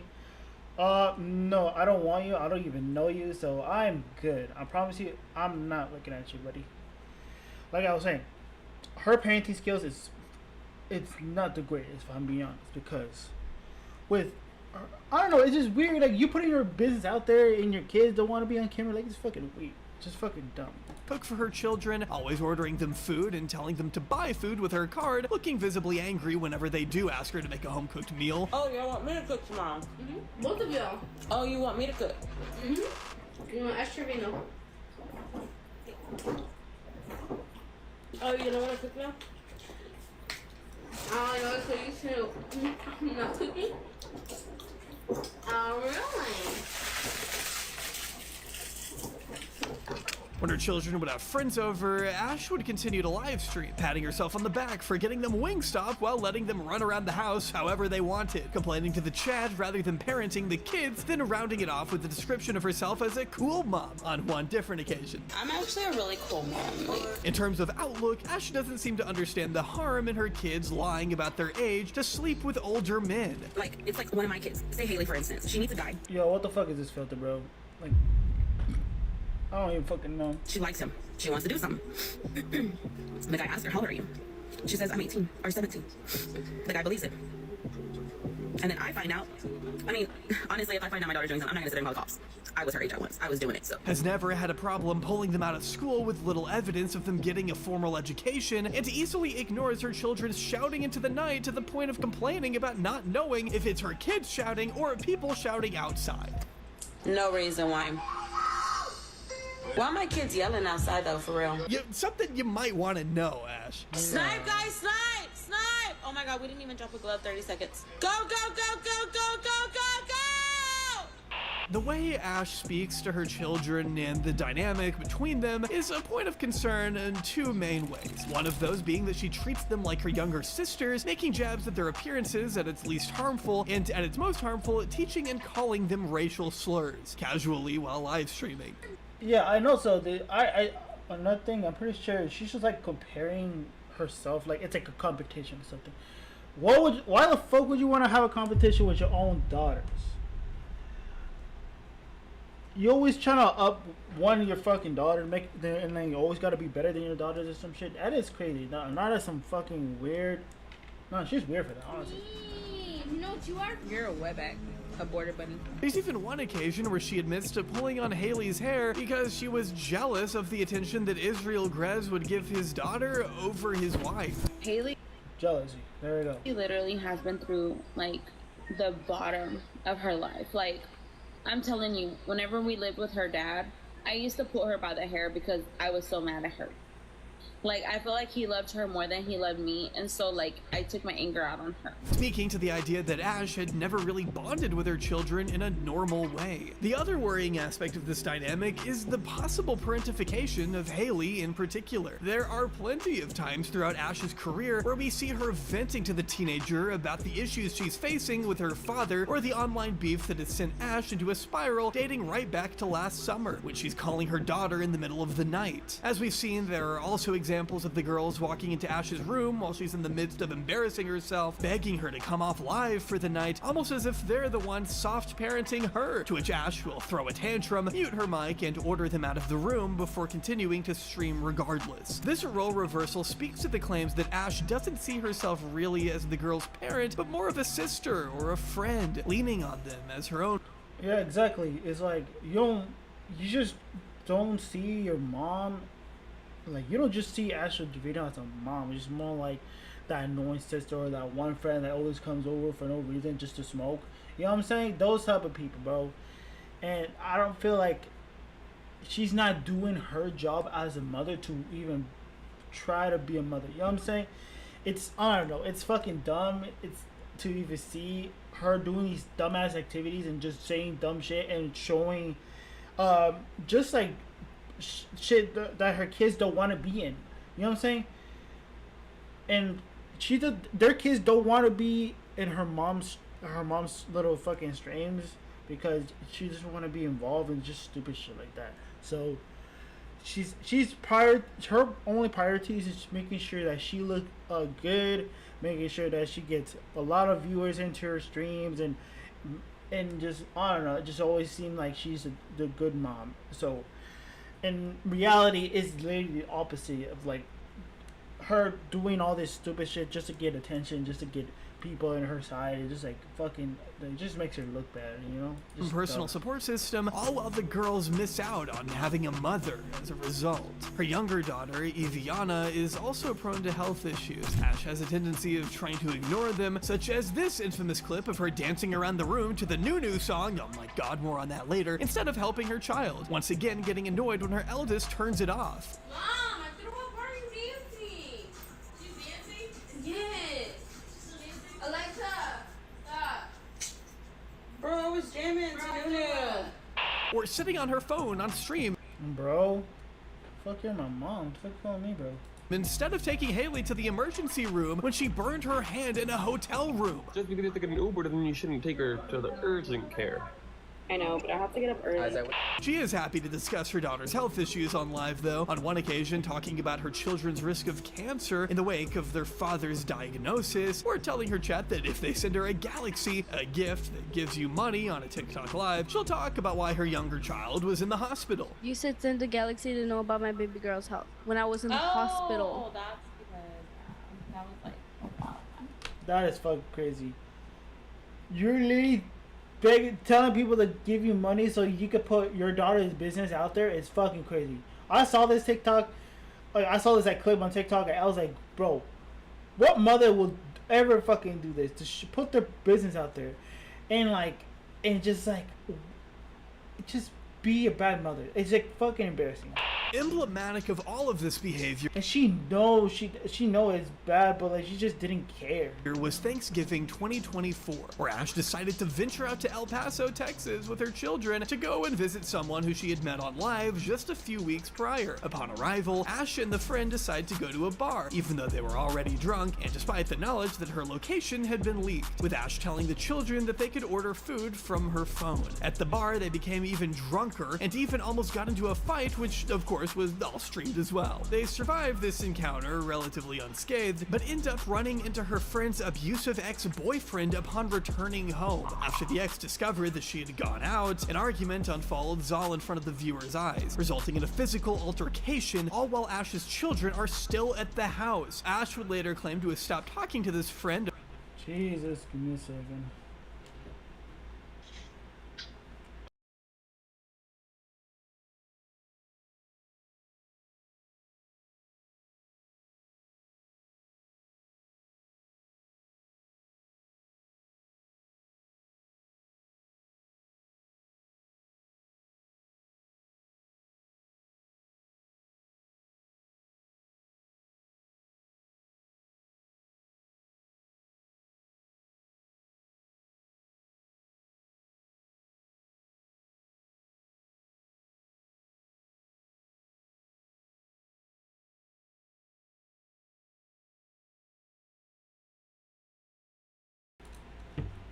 A week later, calling her a drug addict to her followers. So at least she inflicted all that trauma on her kids for nothing, right? As one might expect, an event this startling naturally sparked a wave of CPS calls, which only further enraged Ash, who despite always seeming to be home alone, would also love to claim that she's been by her kids' side all their life and that she's never lost custody of them. She would claim in streams that CPS kept coming and leaving once they realized everything was fine, arguing that you needed evidence for a CPS call, of which there was none. Y'all are really trying to get my kids taken from me, and it's not gonna happen.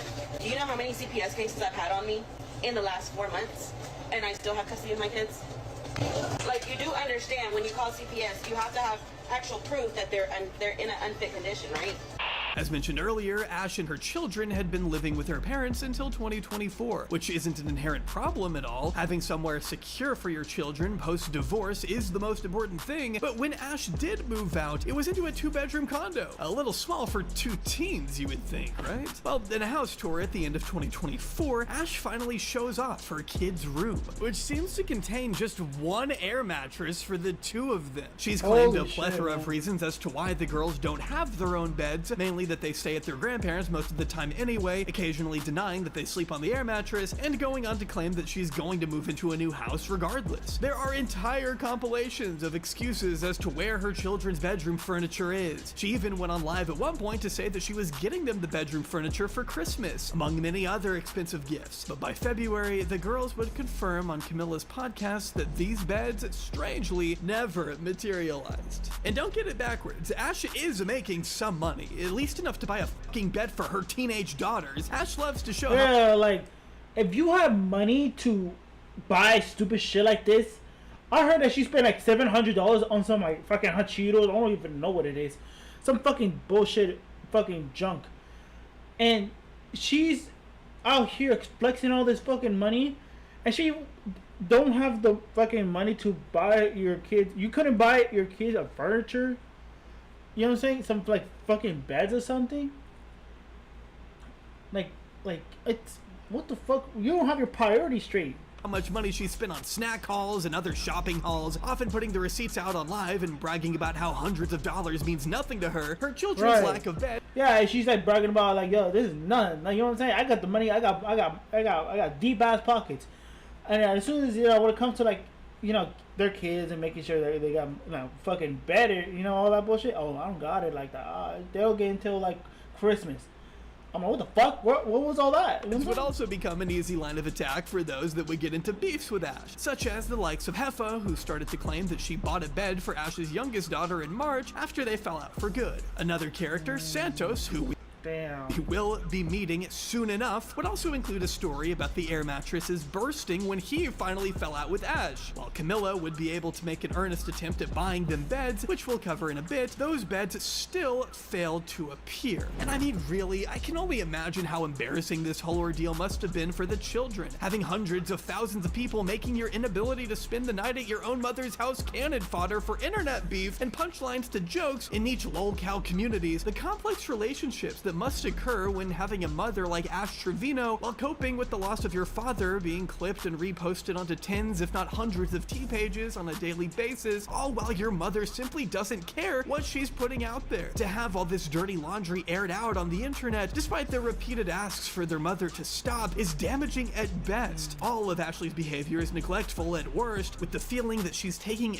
she's just a grown-ass teenager that, you know, she's just, I feel like she never gone to pass that phase of her life where she has to grow up and doesn't want to grow up. You know what I'm saying? And I know a lot of people that is in their 20s and mid-20s that acts like they're in like their fucking teenage years, like they're still in high school, and having that mentality, thinking that they're like better, thinking that they have, oh, they're still young. Like, no, bro, you gotta grow up. You gotta be an adult. You know what I'm saying? You know what I'm saying? Those times are past, way past a long time ago. You know what I'm saying? You got bills to pay. You got rent that needs to be paid. You gotta make sure that you're good. Everybody's good. You know what I'm saying? That you're good mentally, physically, and all that bullshit. It's like you gotta take care of that shit as an adult. You know what I'm saying? Look at me. I got my own place. I got rent that need to be paid. I got bills that need to be paid. And all this shit that, you know, this has been paid for because I'm I'm able to like, you know, provide myself to make sure that I'm good and make sure that my roommate's good. Everybody's good, man. My roommate pays for his own bills and rent and shit like that. And I pay for mine. We all contribute something. You know what I'm saying? So, for her to just act, I'm not saying she doesn't. I don't even know, but like, for her to like just act like a teenager in high school and now just growing up and maturing as an adult, it just says a lot about you as a character, and it just does not look good at all. It just you're just embarrassing yourself and your kids, like to anybody out there like who still acts like they're like still kids. Like, grow the fuck up, bro. Like, grow the fuck up. Advantage of her children without taking responsibility for them being hard to shake.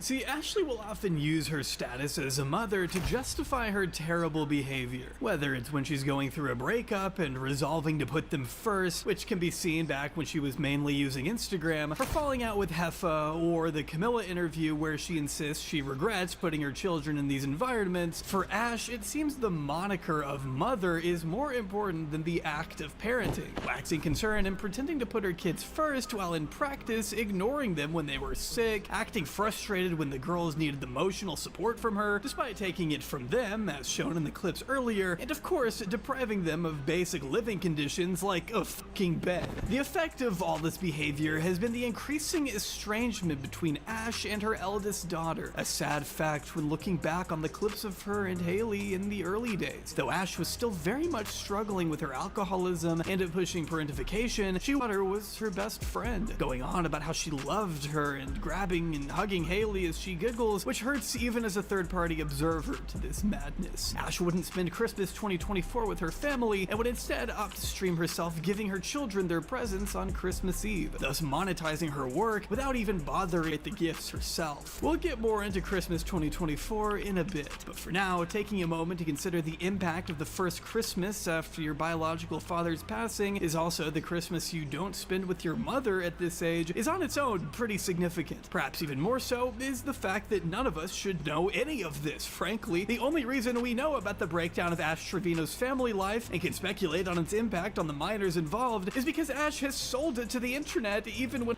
Exactly, like I said, she put her whole business out there for the whole world to see.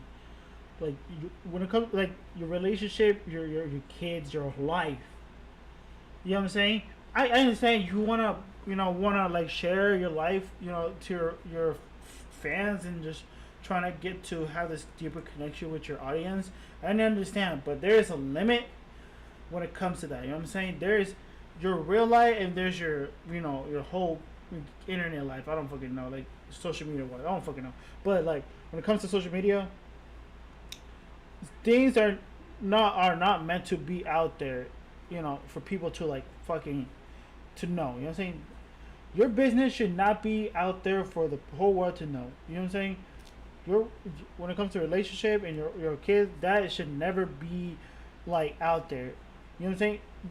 You should be there's some things you can share, but there's like things that you should never share, because it's your life, bro. You should never like show that shit to the world. Her daughters have asked her not to. I said before that we're never going to know everything about a family just from what they post online, but the fact remains that an invasion of privacy at this magnitude is only going to be damaging. There's no way around it. The ripple effects on Haley in particular have included her having a slur scandal of her own, seemingly a direct consequence of her mother's oversharing, though I would like to go ahead and suggest to those deep in the Trevino-verse to give the children a little bit of grace. Even when they're older kids, they're still having to put up with being raised by Ash Trevino. As for Ash, she's still choosing to spend most of her time and money getting drunk, flirting with men, and posting it on the internet, speaking to this idea of arrested development and the idea that she's trying to reclaim her youth. She likes to think that her kids are already grown and that she's raised them already. And if there were any evidence pointing to her mindset there, perhaps we should look no further than her pursuit of a particular young man who happens to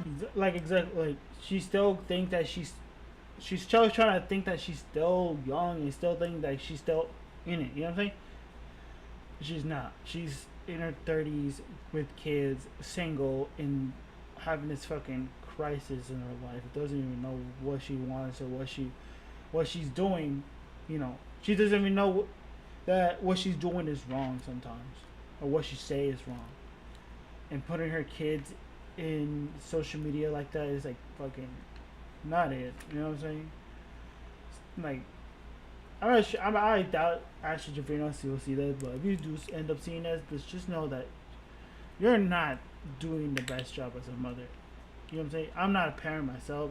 I don't know anything about having kids, but just like seeing this, we can all agree that what you're doing isn't, you know, the best for your kids. So I don't know.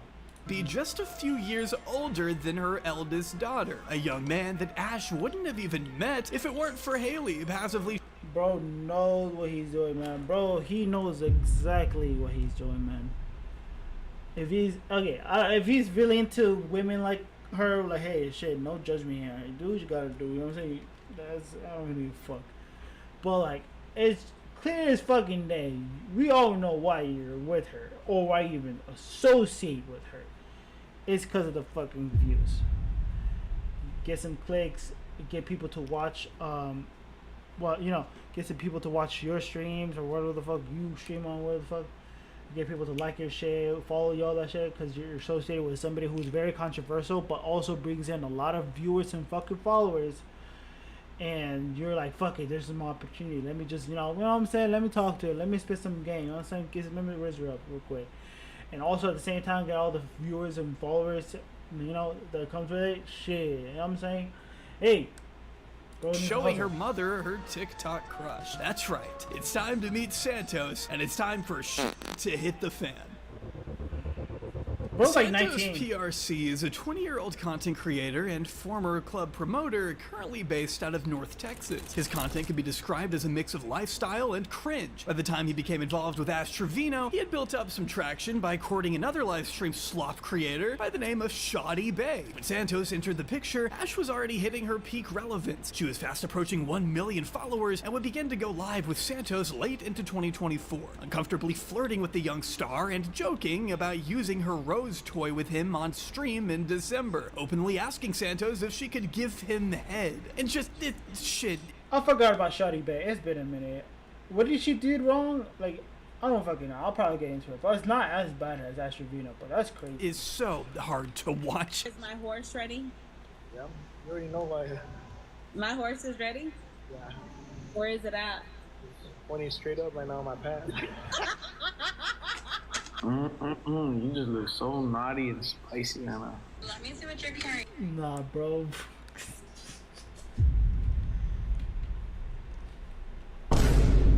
Nah, bro. Hey, do what you gotta do, man. Get the bag. Right now. Go down.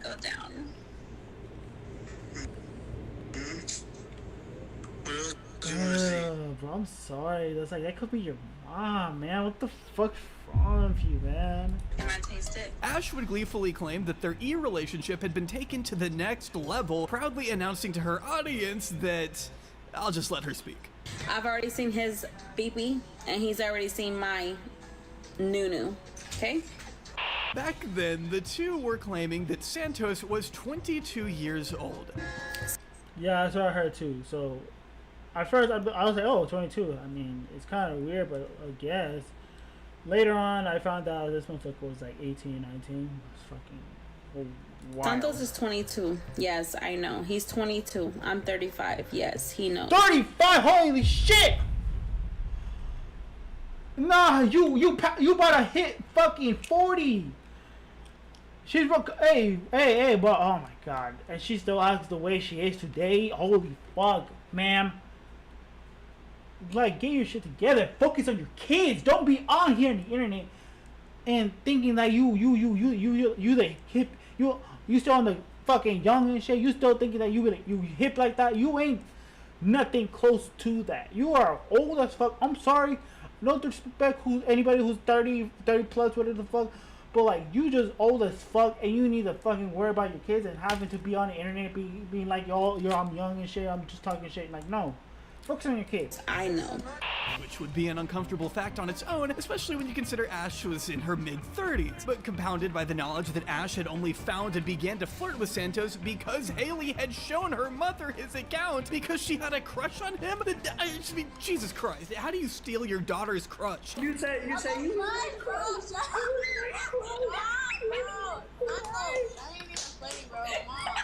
How do you feel that your mom stole your crush? Santos, how do you feel about being bald? After all, Santos has never been one to... Damn! They got charged, boy! Hey, I'm not getting bald, the fuck, you know what I'm saying? I still got hair, but damn, I heard that shit too, bro. I heard that bro's fucking getting bald, bro. Hide his affinity for older women. I do have a thing for, like, cougars. For what? Cougars. You do? Mm-hmm. Yeah, I love... So you enjoy an older woman? Yeah. This created the perfect storm of controversy and rage bait that seemed to amplify both of these characters within the TikTok tea world, thanks to one clip of one of their hardest watches gaining upwards of 16 million views. Ash and Santos would further capitalize on such momentum by producing the hit single New New. Released December 22nd with MS Gold, the song... Wrap it up. This shit ain't, they ain't it.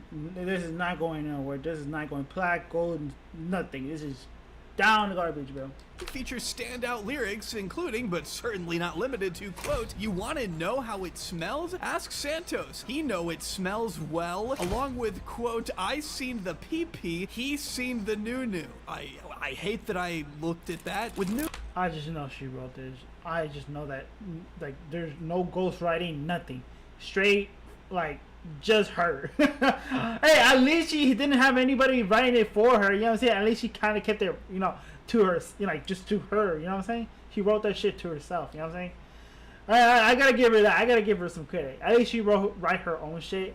Not have someone else do it for her. I'm gonna give her that. New Ash and Santos succeeded in fanning the flames of controversy surrounding their... Oh my god, what the fuck, man? Sexual relationship, and adding another 1 minute and 20 seconds of content to any audio torture playlist that the CIA is probably using in a black site right now. It was also around this time that Nipplegate would take place, as I'm sure you've gleaned just from the name itself. This scandal involved Ash flashing her bare breasts to Santos on Instagram Live in a clip that would inevitably be sent to her employer, leading to her termination from the dentist office a few days before Christmas. This paved the way for yet another one of her enormously racist rants targeting the new owners of the office. I was at that office for 6.5 years. I worked every day, Monday through Thursday. Then they changed the owners, and I knew it was gonna happen. Then we got Indian owners. Yes, I said that. Against the good Lord up above's wishes, Santos and Ash had begun seeing each other in person by December 14th, being sure to publicize their dates on TikTok, which to an untrained eye might look a little, dare I say, sweet, maybe wholesome, until you take into account that Ash is licking her lips at an alleged 22-year-old. They'd see each other on multiple occasions throughout December, including a 19, let's get that clear. Visit on the 21st and the 26th. By this point, they had been openly cuddling and acting pretty affectionate on stream, while still insisting that Santos was 22. And this is where the house of cards that Ash had built from her over-sexualized behavior would finally come tumbling down.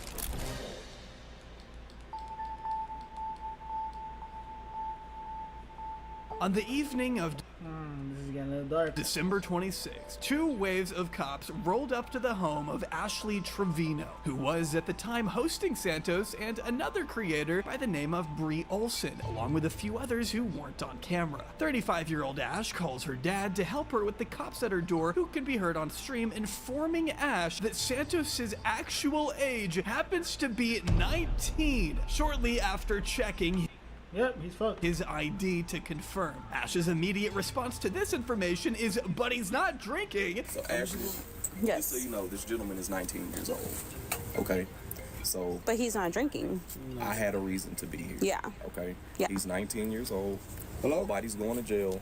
You need to be a little more aware of who's coming to your house. Can you please tell them to quit harassing my dad? Okay, well, I don't know if that was what they were talking about. Looking more annoyed than anything else at the officers for telling her to be more careful with who she lets into her home, while Santos begins to rant about how he shouldn't even have to prove his age to the police in the first place. A few minutes later, Santos breaks down in Ash's bedroom. Ash comes to his defense and tells Chet that she's willing to give her 19-year-old boyfriend whatever money he needs. Reassuring him with a warm embrace, Ash tries to kiss Santos as he recoils in response, making this Nah, bro, it's just like... Ready skin-crawling watch, all the more agonizing. The backlash that immediately stemmed from this incident was strong and potent, and as per usual, Ash would defend herself by claiming ignorance, arguing that Santos had lied about his age to her. Ash is happy to age him up to 24 in her retellings of the saga. Jesus, I'm sorry, I don't want to sound disrespectful, but her chin get bigger? I'm trying to sound fucked up. But ends up having a wonderful Freudian slip when she has to correct herself from saying she thought he was 20, straight after claiming she saw his ID that said 2000. I've never been with nobody under the age of 18, so do not call me a pedo, because I'm not. Santos, I never knew Santos was 19. He showed me his military ID that said 2000. I never knew he was actually 19. I always thought he was 24. And y'all can call me whatever y'all want, but at the end of the day, like, I've never been with nobody underage. This, of course, wouldn't end the relationship. You know, but you lied to your audience so that you guys can be a couple on the internet? No. Relationship right there, however. In fact, they've continued to hang out together as recently as May 19th, despite the 16-year age gap once again. Santos, for his part, would bring together a group of people in December, which was sure to set off a disastrous chain of events. This included the introduction of Brie Olson and a fellow influencer by the name of Vale. Santos would familiarize Ash with the idea of content houses around this time. Brie Olson is a 24-year-old model, influencer, and OnlyFans creator currently living in... Of course. Hey, no disrespect to all the OnlyFans women out there. Hey, do your thing. Get your hustle. Get your money. LA, alongside somewhat best friend Vale, a 20-year-old model and fellow OnlyFans creator. Santos seemed to meet these three women separately, but the content they would make collaboratively was captivating enough to the T community in a horrific car crash kind of way. On one hand, a 24-year-old Brianna would be calling Ash Trevino mommy, while they'd all be laughing along to her flirtations with a 19-year-old Santos. Awesome, dude. And believe me, Brianna and Vale are car crashes of their own. The former is currently engaged in a year-long custody battle with her child's father, which has seen her lose temporary and expected full custody of her son after a pregnancy filled with drama and a Coachella trip where she was 9 months pregnant. While the latter, Vale, would already have 2 children of her own and would be caught leaving one of these children on her... No, that's her, right? Holy fuck, hold on. Gotta go back. Pregnancy filled with drama and a Coachella trip where she was 9 months pregnant. While the latter, Vale, would already have 2 children. Wait, this is the girl that she will have beef with Wendy? Of her own and would be caught leaving one of these children on her baby daddy's doorstep in an infamous Ring doorbell camera clip. But in the act of bringing this unholy tree... Nah, this whole group is... Oh shit, that was loud. This whole group is fucking the people you not want to be associated with. These are just bad energy. These people will just drag you down just to make everything fucking worse for y'all. Don't ever be in situations like this. Don't ever be in groups like these, because they will fucking fuck up your life, man. Bring controversy, bring just bullshit energy. It's just like, nah, you. I did not know that. I did not know that was her, by the way. I've been seeing a lot of TikTok, like this girl right here. I don't know her name. And like Wendy just had a whole beef just because of what somebody said to someone else. I don't know, but holy shit. But that clip right there, that's what I saw. Holy shit. Her mom, holy shit, the mom just left it like that. Together, Santos had almost created a perfect self-sustaining drama ecosystem, which produced enough content on its own to keep the masses sufficiently entertained while assuring that everyone was profiting. But rest assured, the cracks would begin to show in due time. Once Agegate was over, that is. The first of these incidents took place on Christmas Day, with Ash raging at Santos for not coming to see her despite him claiming he would. She would then proceed to make some pretty serious claims against the teen, accusing Santos of forcing her into oral sex on a live stream around December 28th. Because he was like, no, you're gonna do it right now, and he came and put it in. Oh, you should literally... You should take him off your live before he calls. As we'll see soon, Santos would later deny these allegations. And look, when it comes to Ash Trevino, I think we've seen that getting the rock-hard, solid facts is a pretty daunting, maybe near impossible task, but that doesn't usually matter as much when it's just drama, clout farming. It matters more when there are serious allegations of assault being made. I mean, these things need to be vetted, and transparently, I just don't have enough indisputable evidence right now to say one way or the other who is telling the truth in this scenario. We'll get to Santos' side of this. And that's sad because, like, You know, if she like, even though there's not evidence, and even if I don't know, these are just allegations, but like with a reputation with like Ash Trevino, it's kind of hard to kind of believe what she says because she's just been very controversial.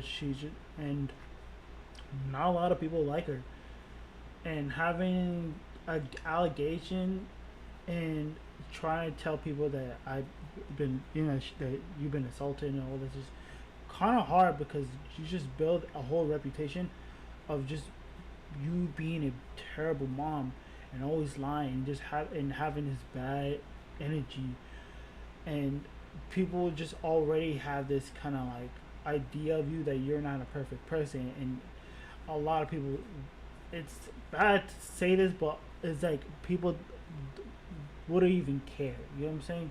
And it's terrible to even think about that, you know? It's bad, like if the allegation is true, it's horrible, yes, and no one should ever go through that, but like you just build a whole reputation of just you being a terrible mom and just being a terrible person. It's gonna be hard for you to get people to believe that you just been through that. You know what I'm saying? Story in a bit, but for right now, I just have to be honest with you there. What we know for certain is that these live streams would continue for a bit, even as tensions flared up, culminating with Ash's announcement in the first few weeks of 2025 that she was done with Santos before hopping back on another stream with him not long after. She would continue to defend her flirtations into January, still arguing he was older than 19, even saying she's never dated anyone under 27, which is straight up not true. I've dedicated the whole section of this video to her dating inmates younger than that, but whatever, right? Yeah. By the end of the month, Ash could be found streaming her arguments with Santos in real time. Santos would launch into tirades of his own, posting multiple TikToks on January 27th declaring he was finished with Ash, accusing her of stealing money from him, and kicking off a string of running jokes about the aroma of her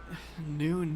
Mrs. Nunu, I'm officially done with you. Publicly and privately, I blocked your number. Your kids sleep on air mattresses. I saw one of them pop. Okay, I understand you just want to let people know that you're done, but I feel like this is just all stage.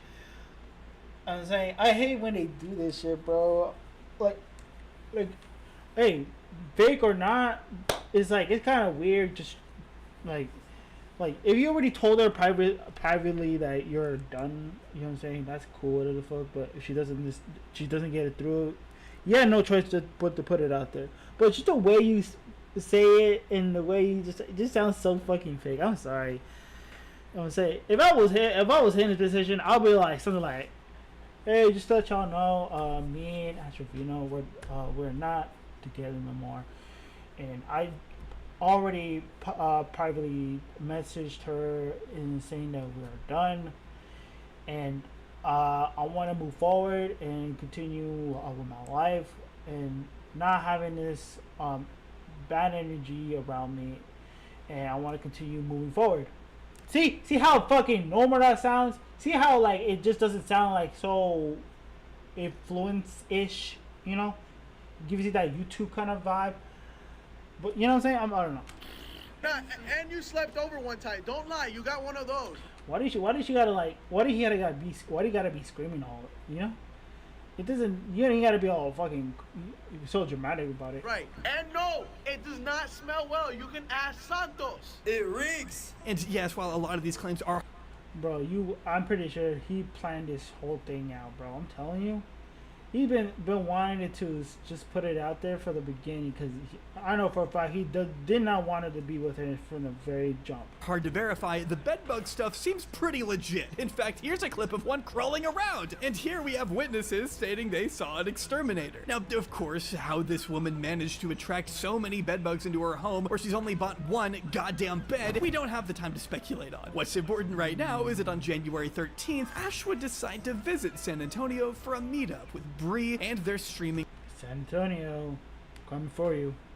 Coming to San Antonio. group minus Santos, which devolved into them being continually kicked out of bars and restaurants. Ash later explained that a member of their group had attempted to fight the owner of the Saltgrass Steakhouse, and because many of the people in this group were under 21, they weren't exactly able to do much bar hopping. They resolved to eat at the Rainforest Cafe there instead, which is right when viewers began to work out the group's location and swarm the restaurant. Sure enough, the police ended up being called in the middle of this schism, and upon searching the group, found that 3 members of Ash's circle were armed, leading to multiple arrests due to an individual called D. Kane already having charges for Holy shit, D. Kane. Yeah, he's a whole different fucking story, bro. Aggravated assault. Following this, Ash would proceed to rant in her car, complaining that the people who pulled up were fans using her name for clout and invading her privacy. Ash, of course, fails to take even a shred of accountability here for the fact that they were the ones streaming themselves at the mall literally all day. They're gonna say, y'all take accountability. Yeah, but it's not our fault. We were walking around. How is it our fault that we wanted to... Y'all called the restaurant. Y'all were calling. They're gonna say take accountability for our actions, like... Ash continued her ramblings at the Airbnb, blaming their stream for the arrests happening in the first place. Bree would defend herself from the accusations that she ran away from the situation that day, explaining what she was actually doing, in fact, was moving very quickly in the opposite direction, and that there were so many people, you would have done the same thing, I guess. One thing that I wanted to address is we were not running from anybody, guys. You have to remember, our security just got arrested, okay? So we were unprotected going back to our car. The cops were really like, go, go, go now, because there was like a herd of like 100+ people coming our way, trying to fight us all simultaneously, blah, blah, blah, blah.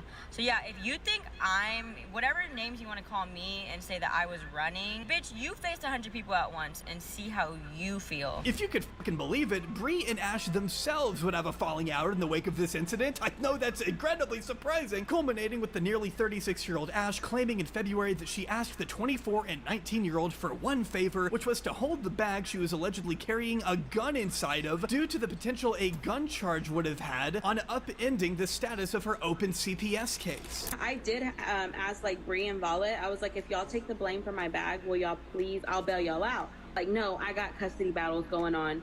No, I got custody battle on. I said, well, I have an open CPS case on me. I was like, if I go to jail, like I can literally lose my kids. But look at them now. And that's how I knew they were not true friends. And ever since that day is whenever I said I'm cutting ties with them. Because I asked them to do me one favor and they didn't do it, which was fine because it's not their fault. But still, you would have thought like, okay, I have an open CPS case. Y'all know I had an open CPS case. Ash promised to post their bail, but Brianna refused to go through with the plot because of her ongoing custody battle, which was consistent with the story that Bree... I'm sorry, I literally, my brain just turned off for a second. Honestly, I already know it's probably some bullshit, so we're not going back. Spouted off here in ways that were frankly pretty hypocritical, railing against Bree for losing custody of her son and accusing her supposed friend of having a coke problem on her Instagram story, as well as making some other disparaging remarks. These 2 months of Ash Trevino's life would bring her some of the most attention she had ever seen in her career overall, while also exacerbating once more the arrested development she was experiencing. In moving away from the prison wife content that had originally gained her such momentum, she had now planted herself firmly within the most drama-filled circles she could find. All I see in these early clips is a mother in her 30s duking it out with people in their late teens and early 20-somethings as if she isn't a grown adult who should know better. Drinking into the early hours of the morning, flirting and fighting with her supposed friends. Ashley clearly felt comfortable in this role with all of these young boys, so much so that there were some instances before the fallout where it looked like Ash was getting jealous over Bree and Santos, while the clips of her arguing on live with Santos would have you believing they were teenagers going through a nasty breakup like they were in high school. Of course, the burning question on most people's minds was to what extent was any of this shit real, and how much of it was manufactured dribble intended for peak virality. Had any of these people actually slept together? Do we really need to know the quality of anyone's vaginal hygiene here? To answer it, yeah, honestly, yeah. You know, the end of the day, you know what I'm saying, we really don't know what goes behind a lot of these creators, like influencers, streamers, who the fuck, you really don't know, honestly. Like, they will just do crazy shit to get fucking views off of, like, streaming, like, you know, TikTok, whatever the fuck. They'll get some eyes looking at them and just making sure they get the money coming in. So, sure, I can envision them just kind of like, you know, staging this whole thing in order to get more viewers, more followers and money. I can actually see that. You know, but at the end of the day, hey, we really don't know. Hey, it seemed really legit to me. If it's fake, if this whole thing was like all staged just to get some variety, holy shit, I can say that word. I'm not gonna lie, they did their job. They did pretty good. They gone. At least some of these questions, I think it's time we finally turn to an individual I've referenced several times throughout this video, Miss Camila Araujo.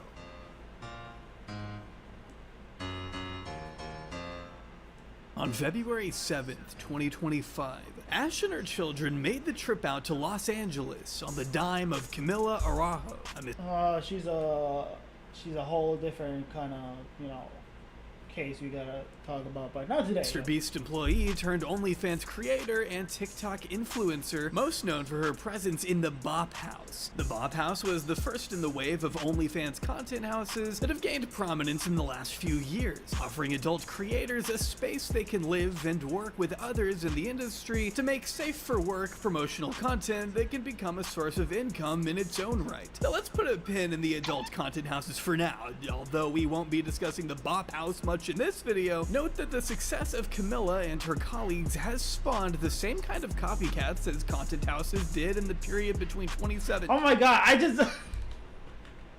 I'm sorry. I can imagine copycats as content houses did. Every fucking fuckboy be looking like this shit, man. Like, I just know they just. Hey, I have nothing against them. It's just like, it's crazy. It's like, if you see guys like this, just get the fuck away from them. Period between 2017 and 2020. I'm sorry. Every time I see guys like those, their ego must be fucking through the roof. I'm sorry. Hey, they probably cool. They might not. Hey, I might sound like I'm fucking hating, but I don't know. I just see guys like those, and they just have some crazy ego, bro. Hey, I could be wrong. They might. They all probably just chill as fuck. I don't know. Of which characters such as Brie Olsen and Vale have become involved with, i.e. Am I tripping? The MILF House. But let's go back to Yeah, the MILF House, that's never happened. Okay. This interview, now viewed over 12 million times, served as both a watershed moment in the Ash Trevino lore, as well as a spotlight on the way she approaches her relationships and the treatment of her children we touched on earlier. While this shoot was scheduled a few weeks after the fallout of Ash and Santos, Camila explained her main aim was to attempt to extract the truth out of Trevino by having her daughters there to live react to the explosive claims their mother would inevitably make. A somewhat exploitative strategy, considering her daughters were 12 and 16 at this point, but it's hard to argue it wasn't effective in both holding Ash's feet to the fire when it came to her overinflation of stories and the impact her behavior has had on the two kids she's supposed to be taking care of. Ash kicked off the interview by insisting she's raised her kids since they were born and has never left their side, before qualifying it with the fact that only her youngest daughter actually lives with her while the eldest spends most of her time at her grandparents. I've raised my kids since they were born, never left their side. Till this day, still have not left their side. But people would say that they're with their grandparents majority of the time. The little one does live with me, but recently she went back for a bit. My parents helped me raise them after me and their dad split up. This devolves into a conversation about their dad's side of the family, where the girls begin to look increasingly uncomfortable. When asked straight up about her parenting style, Haley muses that it may just be follower envy. Congrats on almost being at 1 million. Thank I you. clapped it. And then there's a lot of people saying that she's jealous of me because... How does that make you feel? I don't know. There's like nothing to be jealous of. I mean, I am her daughter, and they say I look like her, so there's nothing... Not that I have more followers than her. Maybe that's why. Oh, so you think she's jealous of you because she has more followers? Which Ash starts to giggle and says she'd be just as popular if it weren't for a mass unfollowing incident that occurred around New Year's Eve and her account being banned, before pivoting to defending her parenting style and bragging about buying Haley a Gucci purse. I am very proud of her though. Like, I bought her a Gucci purse when, for her, was it 900K or 800K? Bought a Gucci purse but can't fucking get a mattress for your own kids is crazy. Like, what 15-year-old literally... Not my ass. I had Barbies. Exactly. Without mentioning the fact that Haley doesn't even have her own... Who said that? Bed, Ash insists that the life she's giving them is the one she wanted when she was a little girl. So it's like, you know, I'm not jealous of her. I'm blessed to be able to give her the life that I've always wanted as a little girl. I might have not had a Gucci bag, but I had their dad, okay? At 15, so. We were dating at 14. The girls would go on to admit that they've lost friends as a result of Ash's online reputation, sharing such embarrassing stories of being clipped and going viral. And a lot of people don't like my mom going live, getting clipped or anything, because I guess they're embarrassed of me for being our friends and stuff. I would say we lost a bit of friends. Really? Yeah. And that other children's parents don't. That's fucked up, man. Losing your friends because of your mom, bro. That's diabolical, bro.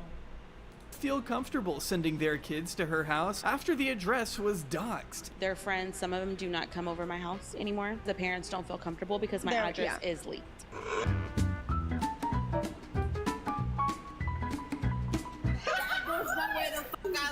She runs with a jealousy argument over the material goods that she's given her daughters, who by this point are staring at the floor every time Ash opens her mouth. Watching Ash Trevino's daughters in this podcast is pretty heartbreaking. They're candid and measured in their retellings of the awful things their mother has done, all while Ash lounges around, bringing up incidents like their gossip and shutting down her youngest daughter when she tries to say that Ash's oversharing of their medical issues has crossed boundaries and hurt her feelings. You said send the Galaxy to know about my baby girl's health when I was in the hospital. Oh, that's because. Yeah, but no, but I still didn't like that. They try to get. Yeah, it's pretty fucked up. If you're really putting your own daughter's fucking medical information out there, it's crazy. For some fucking Galaxy, by the way, that is crazy. So yeah, that's kind of fucked up, mom. You're fucked up. Through to her when she starts talking about yet another new man, this time a 23-year-old, but she waves them off with the insistence that she can't be using her for clout because she sends her money. Literally, he's one of my biggest gifters on TikTok. So he's like a mini sugar daddy. He's young, but he's How younger old is than me. he? He's 23. Why not? Okay, wait. He's one of my biggest gifters, and we've been talking since December. So you're just gonna date the biggest gifter, who says he's a Christian that doesn't wanna? Yeah, we're gonna save ourselves until marriage. Hello? You know what you still want? No.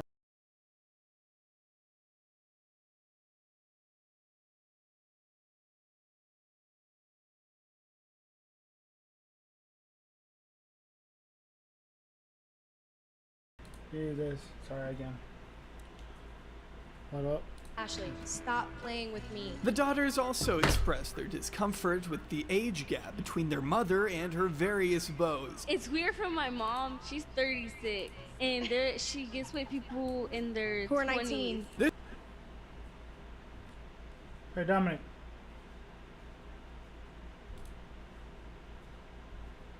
Alright. This interview is an illuminating insight into the dynamic that Ashley has with her young daughter. Yo, can you hear me? Even in this, Yeah, I hear you. I'm streaming, by CHINO? the way. Yeah. Oh. Hold on, I'm gonna meet you real quick. Just a couple minutes.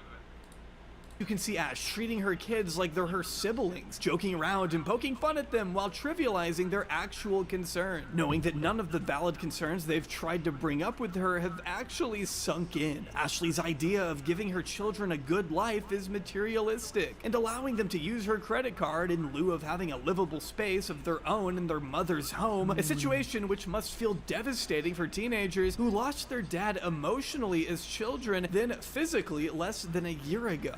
My kids are teenagers. They don't need me to feed them. They DoorDash food when they're hungry. No, that's not parenting. Motherfucker, just because you DoorDash doesn't make you a good mother. What the fuck? What the fuck are you on? I have my card info. When I leave out of town or out of state, I send my mom $500 to $1,000. They have a bed in the room. The final 10 minutes or so of this podcast consists of Ash and Camilla talking alone. It, of course, doesn't take long for Ash to start contradicting her children's claims that her and Santos didn't do anything together. They never did anything. That was just for a song. Did you do stuff with Santos? So, yes, we have done stuff. Okay. Twice. Twice. 2 separate occasions. With a 19-year-old boy. She also immediately contradicts being mortified to find out Santos' real age and implies that if they did in fact get physical, his status as a teenager at the time wouldn't have stopped her. In my head, it's like, why would you go for someone who is underdeveloped? So with that, I always Because your brain does not fully develop till the age of 25. Yeah, but age to me is, I mean, literally, if you're over the age, you're an adult. I didn't know he was 19 at the time. So this is before you were. Yes. Claimed before you. Literally. When alone with Camilla, she makes the Yes, Dominic. That's my name now. claim that her daughters are at her grandparents' house because of the endless CPS calls spurred by the internet. These decisions could be seen as responsible if it weren't for Ash constantly waxing doting over her daughters and putting herself on a pedestal. Have somebody else raise her, or I don't have my baby daddy raise her. Like other moms on TikTok. Like, See how she just acts like she's she's a teenager. She's not a teenager. She's a grown ass woman. Like, what? I don't know why. What goes through her head sometimes when she's just around her kid, or is she always like this whenever she's live, or does she always like this when she's? I don't know. Is she like this in general? Like, what the fuck does she go through her head? Bree, I don't have my kid's dad raising my kids. I raise them. It would also come across as more serious if Ash had Who's the torta? No, that's somebody you shouldn't be concerned about. treated her daughter's disapproval with anything other than contempt, laughing along as Camilla asked about the perpetual James. crisis that is Ashley's Appreciate it. public life, as if there were no consequences for them. She married a man in prison. Why? This is her second marriage in prison. Y'all just come live with us. Yes, please. Well, they have 2 new members. When the podcast initially came out, I think Ashley actually expected to come across as endearing to those who started following her since the whole Santa's debacle, but it didn't exactly go that way. Instead, the ensuing backlash from this interview was twofold. One, people were mad that she had taken her teenage daughters to a virtual porn house, and two, even based on her own responses, Ash still came across as a despicable parent. Yeah, it is kind of weird, honestly. Having to bring your daughters to a bop house is fucking wilding. And yeah, I think she's still a bad mom regardless she's off or on the line. So it's like, it's not even a question. And I'm sure none of us would expect her to take such criticism well. Instead of doing any kind of soul searching or self-reflecting at all, Ash just decided to blame Camilla. I know it made me look bad, but at the end of the day, that's who I am as a person. Like I said, the podcast was 2 hours, you guys. There's only an hour long. There's an hour of it that's not there. If I would have known she was gonna name it what she named it, I wouldn't have done it, to be honest. Because I'm not the world's worst mom. This Yeah, you just I think you walk into that. I ain't gonna lie. What the fuck did you expect when you walk into that house?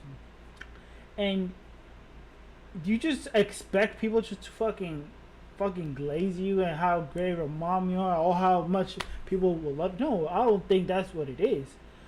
You know what I'm saying? I said the opposite. They came here to just fucking tell you how bad of a mom you are. It's just crazy. type of response It's crazy to think that you just walk in thinking that you're gonna get so much praise, so much love. At the same time, no, it's not. It's not. You're just people. Somebody gotta tell you this straight up. If no one's gonna tell you online, they might as well just tell you face to face. That's why going to the streams and just going to the interview, just telling you face to face, and while your 2 daughters was right there. By the way, it's like it just makes you bad for you. It just looks bad for you. Just don't. slyly accuses So that fat bitch is bragging on the internet that she's a bad mom. No, she's not bragging that she's a bad mom. She's bragging about how she's like she's a bad mom. She's just saying that she just doesn't believe that she is a bad mom. And everybody else is wrong, and she's a good mom, and even though she doesn't really fit to be a good mom, it just makes her just looks bad even. You know what I'm saying? What's up, Mag? How you doing? Camilla of manipulating her, which was further amplified by the fact that Ash didn't get paid. She's trying to say she's not a bad mom, but she took her kids, so that makes sense. Oh yeah, for sure. The new username and name's confusing me. Oh, so the new name's gonna be Chino the Creator. If that helps you at all. I don't know. I was trying to find a new name because I didn't like the old one, so that's gonna be the new name. So, You know, I really put in the effort in trying to put a new name. I really did. That's gonna be the new name, at least for now. I'm still trying to figure some shit out. Despite the estimated 60 grand Camilla had made on the episode, and that Camilla. What do you think? You guys think the new name good enough? Is that hard to say? I want to know. Be honest with me. Camilla hadn't even bought the beds for her children like she said. CHINO, alright. She would. How dare she? I didn't make no money from the podcast. And also, she hasn't ordered the girls' stuff yet, so. In response, better than before? Alright, bet. That's all I like to hear. Camilla took to blasting Ash on live, showing proof not only of her paying for the flights to LA and their stay in the Ritz-Carlton, but sending Ash $3,000 via Apple Pay, and also providing evidence of Ash ignoring the text messages where Camilla clearly asks her to send the links to the furniture the girls wanted. Can you send me the money for it? Of course, yeah. So it came out to like $2,700 and something. How much did she make? I want to know. I ain't trying to pocket watch, but I just genuinely want to know how much did she make. Like, I want to get the money.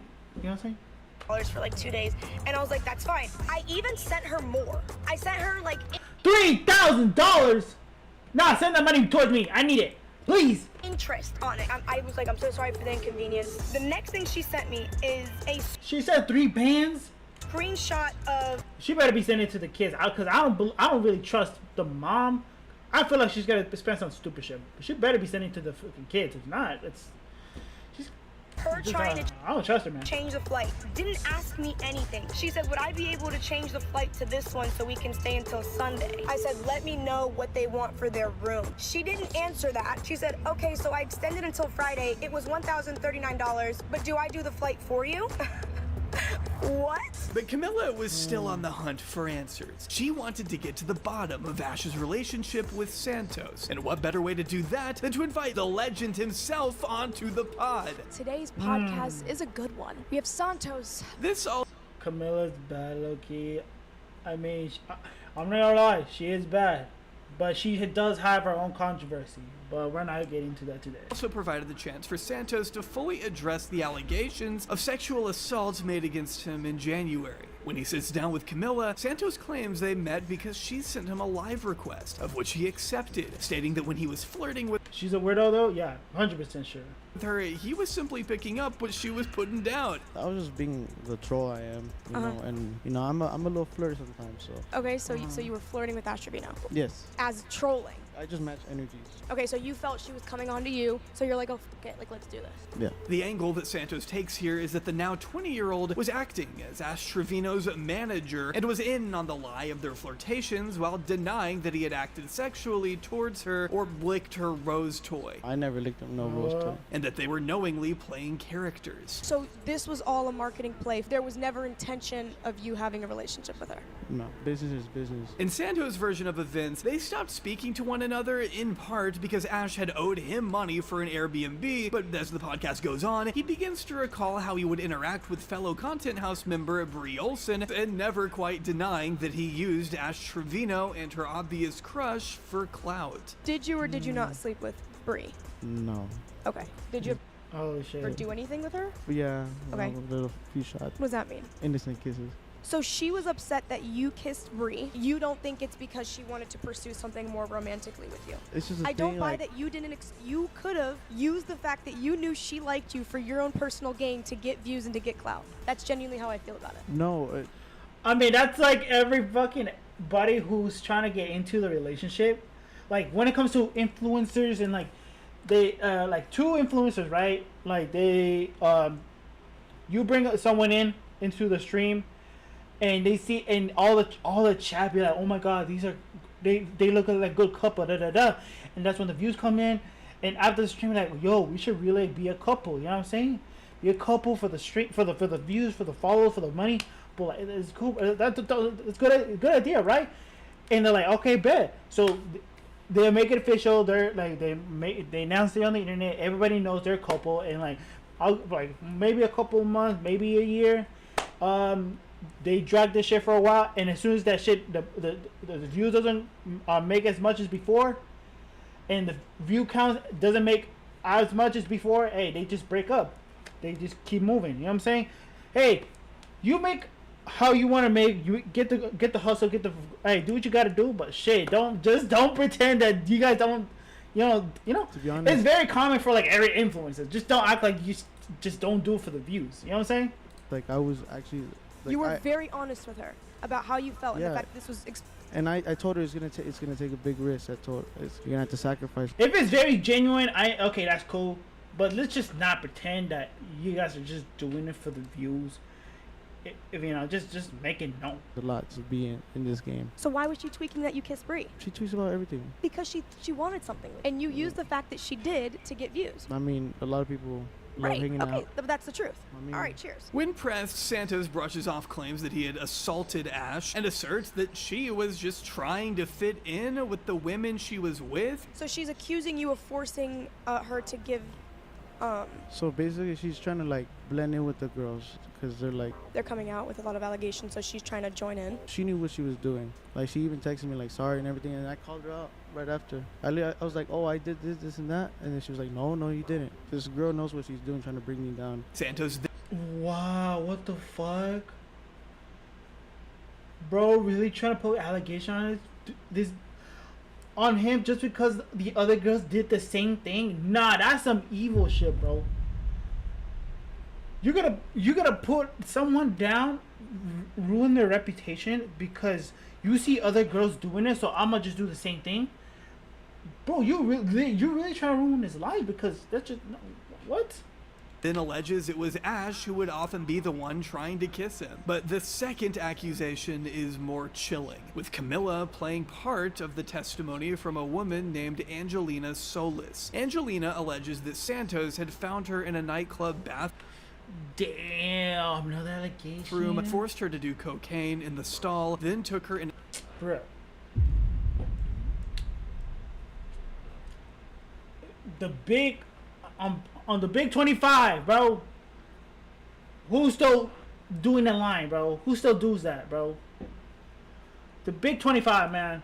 A taxi back to her home. Don't do drug kids. Where he let himself into her house, removed her clothing on her bed, and assaulted her. She alleges that when she woke up the next morning, she had been left CHINO 2025 in the big 25. Wow, come on, man. naked and exposed on top of the bed, while Santos had tucked himself in and went to sleep. Then forced her to cross back over the border to Mexico to retrieve the phone from the Uber they had taken the night before, blaming her for being too drunk and him needing to look after her. Santos would blame these allegations on a supposed smear campaign, claiming the story was fabricated and that it was the friend group of an ex-girlfriend attempting to take him down. You're claiming that they're just all in a friend group and they're They're like, all- how do we get clout off of this?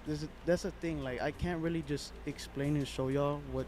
But did you sleep with her No, I didn't sleep with any of them. at all? No, I mean Okay. the only one I slept with was my ex, but she was obsessed. She's like posts about me every fucking day. You don't believe anything that Angelina Yeah, said like, was that's true. it does kind of bug me now, like more often now because like I've exposed the truth. And what's that? Like, she knows she fucking lied on that shit. Like I know where it started off.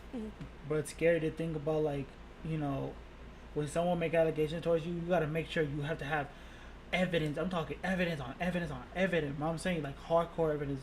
So if people will just drag you down and try to make allegations towards you, you gotta make sure you have that shit already. Information, evidence on standby. Making sure that shit's locked in. Making sure like when somebody says something, boom, present the fucking the evidence. So somebody says some such dumb shit, boom, there's another one, boom, just to top it up, another more. You know what I'm saying? Make sure you have it back to back. So make sure you got it. I'm fucking up some panda right now watching your stream. Nice. Where did it start off? These guys going live. Right. And what did they say? They just started like trying to start something. You know, I have screenshots still to this day, like of the group chat saying like, hey, let's push for this. Let's get Santos canceled. You know, Would you care to share those screenshots? Yeah, I'll share them. I'll share them out once everything's. No, show them right now. You know what I'm saying? People need to know. Okay. I don't really know how to describe it, but this interview with Santos just has an odd energy to it. His spaced out attitude and overall evasiveness juxtaposed. So he fucked No, I don't think so. With the seriousness of the allegations at play, don't quite sit right with me. After its release, Santos would go on live and muse that he wished someone let him do it sober. While hiding behind being 19 and peer pressured easily, Santos doubles down on not having slept with Ashley, but he, like the internet at large it seems, would rather sweep the SA claims against him under the rug. Camilla would decompress about her wade into this lake of absolute utter horse shit with Tana Mojo on March 13th. Holy shit, I have not heard of Tana Mojo in a minute. She used to be like always on controversial, always on other people's videos about her. I remember there was she did like a Tana Mojo con. I don't remember what it is, but dang. That was a whole different era, bro. That was a whole different era. Shedding some light on both interviews. The first bit of insight was that she gave even more credence to the self-absorbed and frankly delusional nature of Ash Trevino. It was not painted in the way she thought it was. You think I'm a fan? You think I'm gonna? But she is. She's delusional. She really does feel like people. She has fans and supporters and like people. She sat there and said, "I literally hate that I have to go everywhere with security, and I just feel like I miss my old life." I saw her saying that on live and then ran into her at the airport. Not a soul in sight. She's completely alone. Like, nobody's approaching her. The most interesting aspect, though, was the discussion about Santos. He shows up, right, fried, out of his fucking mind, mumbling fried. Weed, you think, or you think like further? Weed, but here's the tea. He's like, he comes in and he's like, yo, I'm sorry, like, I'm just so fucking fried. And I'm looking at him like, okay, here's the difference. If you smoke every day, you know how to act. It's not an occasion for you. He asked me in the middle of the podcast, can we redo this tomorrow? Like, can we do it again? I'm like, I mean, whenever I smoke, you know, I haven't smoked in a minute, but like whenever I smoked, you know, I just know what to do and what not to do when I'm high. Because I'm like conscious. I'm still consciously there, but I'm like high. You know what I'm saying? But I don't be doing like stupid shit or anything like that. So I'm like, I'm always aware of my surroundings. I know what I'll be saying sometimes. So you know what I'm saying? Oh. No. He apparently messed around pre-filming, ordering food, and eventually inviting his plug to the set, then saying that he got up 5 times to pee. Perhaps the most telling detail is that Camilla claims her crew found blood-stained tissues in the trash can, which Tana seems to understand immediately. I'm like talking to my team. They go in the bathroom. They're like, look, I took this video as evidence just in case he ever tried to, you know, pin anything against you. But like, there's like these little tissues with like blood in the. Oh, yep, enough said. In the trash can. I have no ground to stand on to say he was doing. But what can I assume? The burning.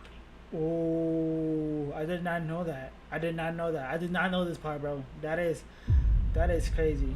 Question is, why the fuck didn't he flush them down the toilet for God?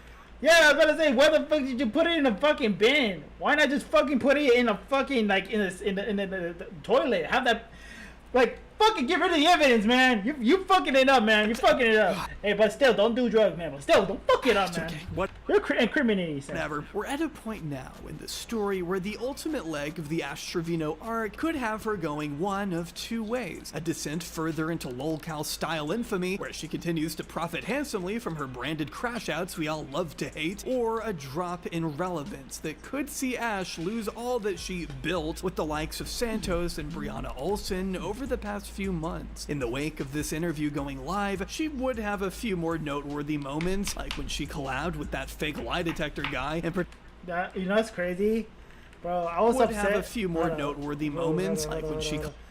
Yeah, I remember it. Somebody, I don't know what video I was watching, but they say that bro be faking like the test and shit. I'm like, bruh. I thought, like, I'm pretty sure he does make some good. I'm pretty sure there's like some videos out there where he actually does the test right and like truthfully. But like seeing, like, somebody said like he like half of the shit that he, like it's not fucking real. The test is not real.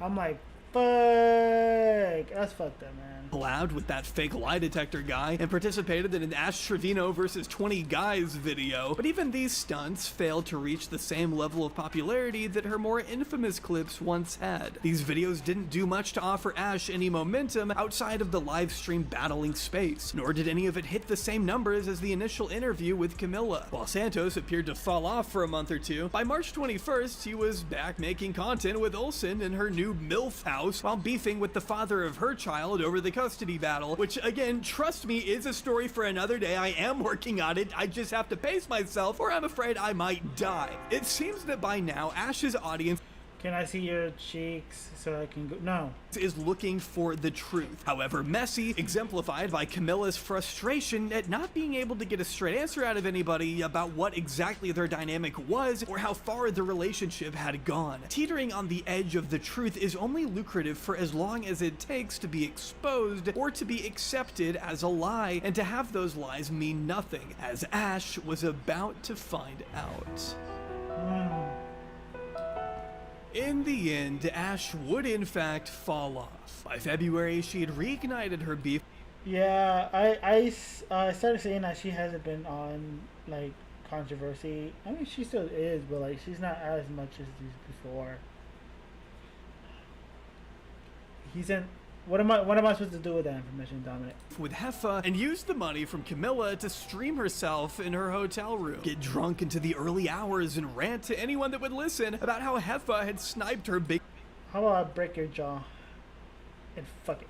biggest donor, prompting her to cry in her eldest daughter's arms about how hard it is to be a single parent while simultaneously reminding Chet that TikTok donations are all she has, whereas Heffa could always fall back on her husband's trucking company if need be. She has money. Her husband has a trucking company. I have nothing but this. If I don't make money on TikTok, I make nothing for my kids and they can't eat. Okay? The women would... Okay, I feel like for anybody who's doing TikTok, I feel like, you know, if you're popping off of TikTok, don't let TikTok be the only income to, like, your only resources. You know what I'm saying? You gotta expand. So let's just say you pop off of TikTok. You gotta spread out. You gotta expand. Go on YouTube. Go on Twitch or something to kind of like put yourself out there. Put yourself out there even more, so people can go to Twitch or go to like YouTube and just to make revenue off of that. Don't just have TikTok be your only thing of like relevancy and just, you know, income. You know what I'm saying? Because I be seeing a lot of people will just I think a lot of I know some influencers will talk about how like, you know, TikTok can't, you know, you can only just make so far when it comes to like TikToks. So you have to kind of expand it. So find other ways to, like, you know, find more audience or just have all your audience go to a different platform so that your fans, your hardcore fans will go to there and they'll just know where to go. Not just TikTok, but also other platforms. So you can grow, but also make revenue. But at the same time, you can also capitalize, you know, making merches and do this and do that. It's just stuff you need to get people to, like, you know, support you and like buy your stuff and just to help you financially. You know what I'm saying? I don't know. I just you know, just in a kind of little idea. Just ignore me. Do you know attempt to make up and continue their grip. Oh yeah, Dominic, we get it. Like, you're just dragging it. Until about the 10th of February. You're dragging a joke. When Ash streamed with Heartbreaky again, dunking on Heffa for flying Spirit, then ranting about how all Heffa had on her was that her kids didn't have beds. That's all you have on me, Heffa. I've never done anything in front of my kids to get on papers or any kind of arrest. It's pretty much accepted that Ash was jealous of Heffa ranking well in TikTok live battles, so she decided to lash out, accusing her friend of all sorts of things ranging from not treating her employees well to being fake, being a fake person, a fake mother, just whatever you can think of. You're being fake to me, talking about me. The way you talk to your people that work for you, I'd be embarrassed. Show them more respect. Because if not, you're going to be the one out there driving that CDL. You don't even respect your own children. You don't respect your own wife. You don't have respect just people in general, bro. Jesus Christ, like, you have no room to talk about how you should be respectful. With all the racism jokes, or all the shit you be talking about to other people, about, you know, other families, you have no room to talk about that. Fat girl is tripping. Damn, alright. Truck.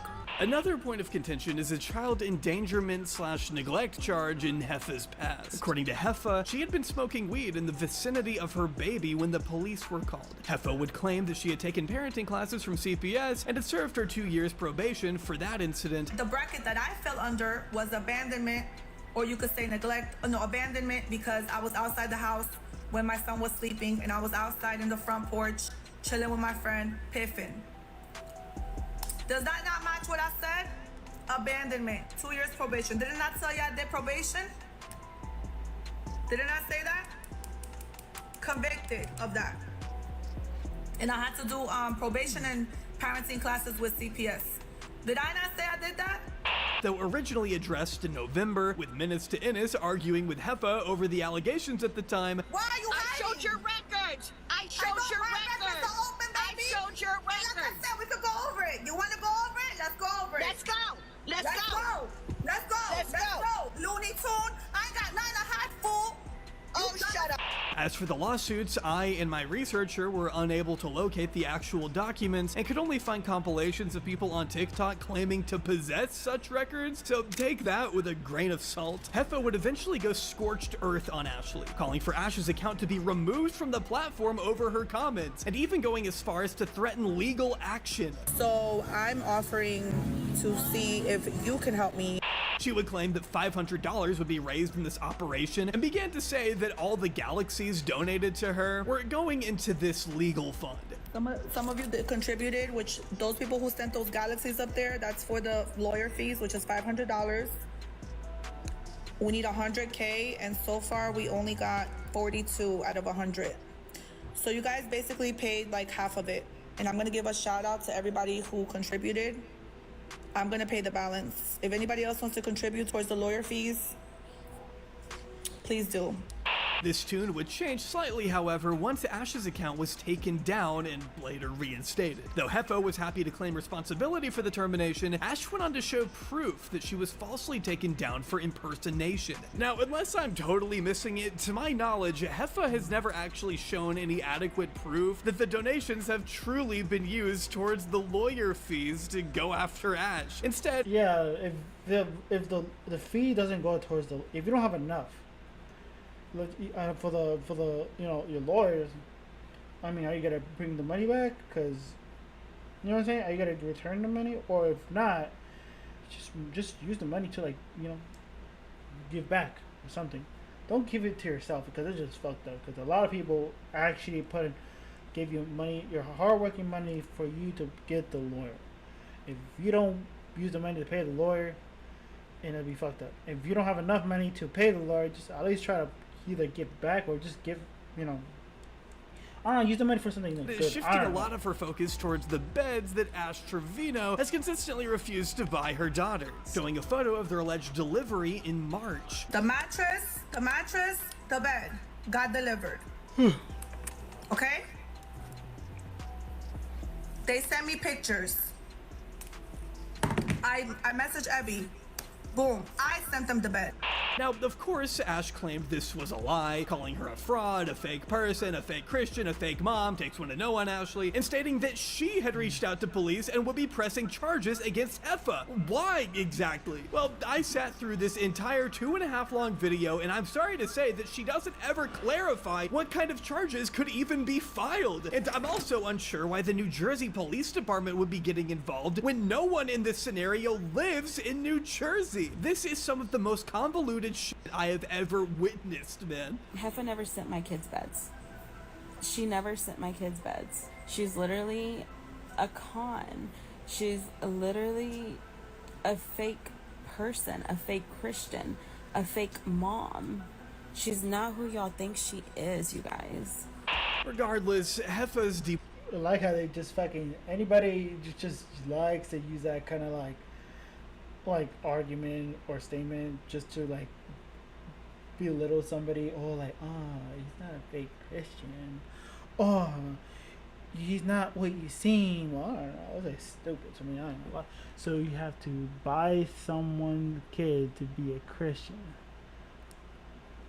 Afraid so, I guess, huh? Platforming campaign would eventually involve one final notable player in this messy, horrific saga, an individual by the name of Crystal Borrego, or Smiley, former cast member of 2016's Baddies East, which for those of you who don't know is a reality show that's mainly based on cast members fighting each other. It ain't a win. Come on.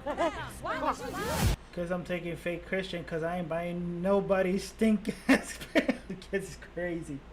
Not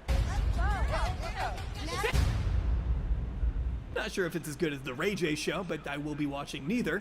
Smiley became involved in early March, after Ash apparently mentioned her name first in a live stream somewhere that I unfortunately could not find. Sorry, this stuff is incredibly hard to track down. But what's important to know right now is that Smiley promised to bring all the smoke Ash's way in a post on her main account. So since you had so much negative shit to say, because I told my people to come holler at you, just know that I'm gonna bring you all the smoke, I promise you. You better pray to God. You better pray to God. Just know, baby, because I'm not the one to be played with. I'm telling you, I just don't want to say too much, because I heard you play police-ass games, but just know I'm not the one to be played with. Ash and Smiley would then fight via phone call around March 12th, where Smiley pointed out her poor treatment of her children, calling Ash more of a woman than a mother, and asking her how she sleeps at night knowing how sad her kids look. Ash tries to convince Smiley. Why is that bitch talking black? What do you mean talking black? Of her victimhood, but to no avail. Trying to paint a picture of it. What a black sound like. TikTok smear campaign, which falls on deaf ears for Smiley, who says she's still planning on pulling up on her after paying $700 for a flight to Texas before Ash hangs up the phone, at which point she realizes the call is being live streamed. It's hard to believe she wouldn't know that as Smiley talks to the chat multiple times, but I digress. Everybody shut his live, like the live, bro. I already have stuff signed up. I have stuff that I'm doing. Still pulling up on her ass next week, because I booked my flight. She would also accuse Smiley of sending people to break her windows and spray paint her door, but of course Smiley would not outright confirm any of this was her doing. Why are you sending people to my house to break my windows? Listen, do you not know who I am, Ashley? Do you know I don't care? I don't know who you are, but at the end I think that she's from the South. You know what I'm saying? I think everybody in the South talk like this. It's not just black. of the day, like, why are you sitting there doing that to my place that I pay rent at, that I take care of my kids at? But Smiley did make good on her original threat, arriving in Ennis, Texas on March 20th and offering her viewers money for Ash's location in the early hours of the 21st. Yeah, see? I Ash, Texas. Makes sense, right? Y'all know where to find this. I'm gonna start talking like that because I'm from the South. No, you won't. You ain't from no Texas. This person, if y'all know You live in Texas, but you were born in Texas. her whereabouts, I got some money for y'all, but I need the actual locations, y'all. During the day, Smiley would pull up with a I'm Chick-fil-A hungry, bag though. to Ash's parents' home, with a note reading, Ash, I came I'm a Cali boy at heart. by, but you weren't here. Love, Smiley. Filming and posting the license plates of Ash's parents along with the house. Shortly thereafter, Smiley went live to discuss her attempt at pulling up, where she implies she had placed a recording device in the Chick-fil-A bag so she could spy on Ash? How are all of these people so fucking psychotic, man? You know, Smiley, I be going to all the spy stores and DoorDash some food and do a mukbang. Should I? I was thinking about getting pizza. I'm hungry for pizza, bro. figuring out different ways to do certain things. You ain't checked to see what was in the bag around. Why'd you do like that? What? She was like, oh. On the bag, on the bottom of the bag. Why'd you looking like that? Huh. Look at the Ain't pizza. no I'm poison. actually well. I ain't gonna lie. Look at You some don't know, pizza. maybe it's a spy cam. You don't know what it is.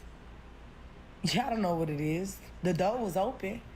Meanwhile, Ash would reveal that her eldest daughter, Haley, had officially moved into her parents' home around February 10th, claiming that Haley is spoiled by her parents so they can look after her while she looks after her seemingly easier preteen instead, defending herself by claiming it's the best decision and that raising teenagers is hard. While listening to a piano rendition of David Guetta's Bulletproof the next day, you very literally cannot make this up. As much as I miss my baby girl, It's hard to agree with this woman, but I can't really disagree that Haley living away from Ash is probably for the best. Unfortunately, this wouldn't stop either of the girls from being subjected to their mother's neglect and volatile nature, as evident by her declaration that she'd be missing her daughter's birthday because she had to go to a photo shoot and have a divorce party. What? You literally didn't go to your kids just because you gotta go to a photo shoot? No, fuck that. No, I would never do that to my own daughter. Like, hey, especially on her birthday, bro. Come on, bro.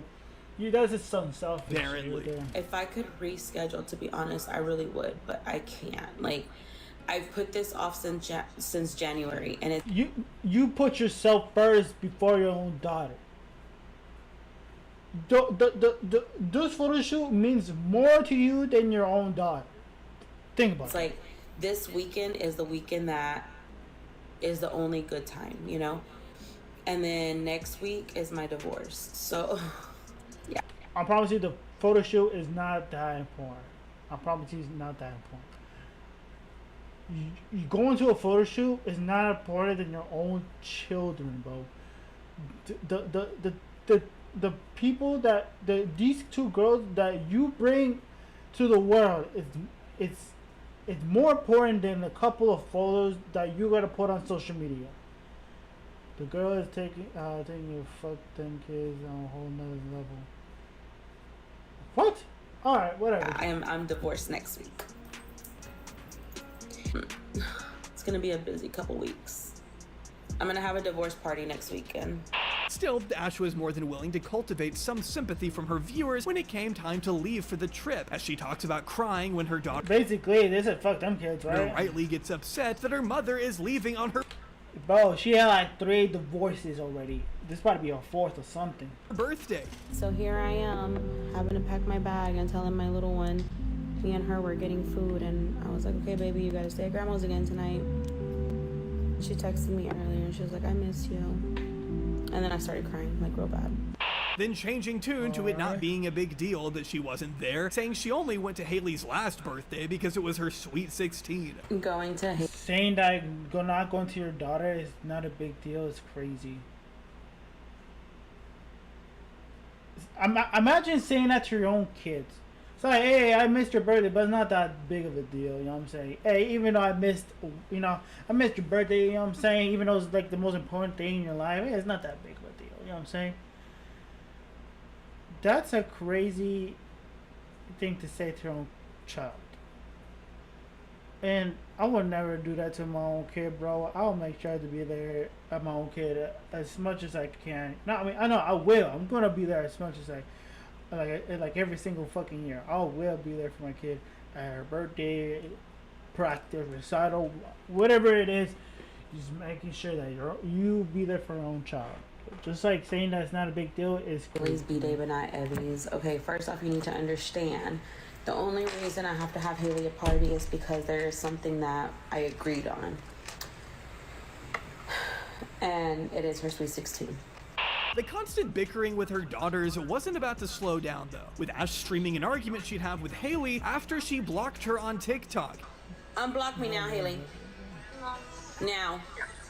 No. Okay, well then we'll figure out how we're gonna pay your phone bill. Okay? A job. Then, vale más que te pasivos, eh? Don't be trying to act all Spanish. Vale más que te pasivos, eh? Then afterwards, what the fuck did you say? Oh hell no, that wasn't even Spanish. Vale más que te pasivos, eh? Huh? Oh, alright, that was a whole lot of none. Then afterwards, shouting at her children for coming to their mother's house because she doesn't like opening the door, saying her kids are supposedly outside before they have to call her to let into the home. This is why I don't like when people show up, because my kids are supposedly outside, and I don't know if it's really them. They're like, Mom, it's me. It's me. You're fucking lying right now. Why are y'all doing that? Y'all know I don't like to open the door.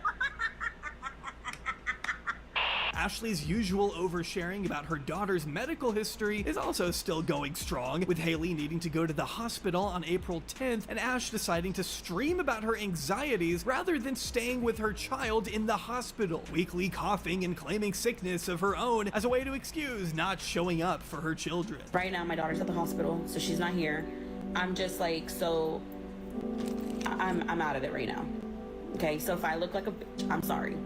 Okay. My mom took her to the hospital. I didn't go because I'm sick as well, and I don't want to be there coughing, and so my mom is the one that took her. And then I have Evie.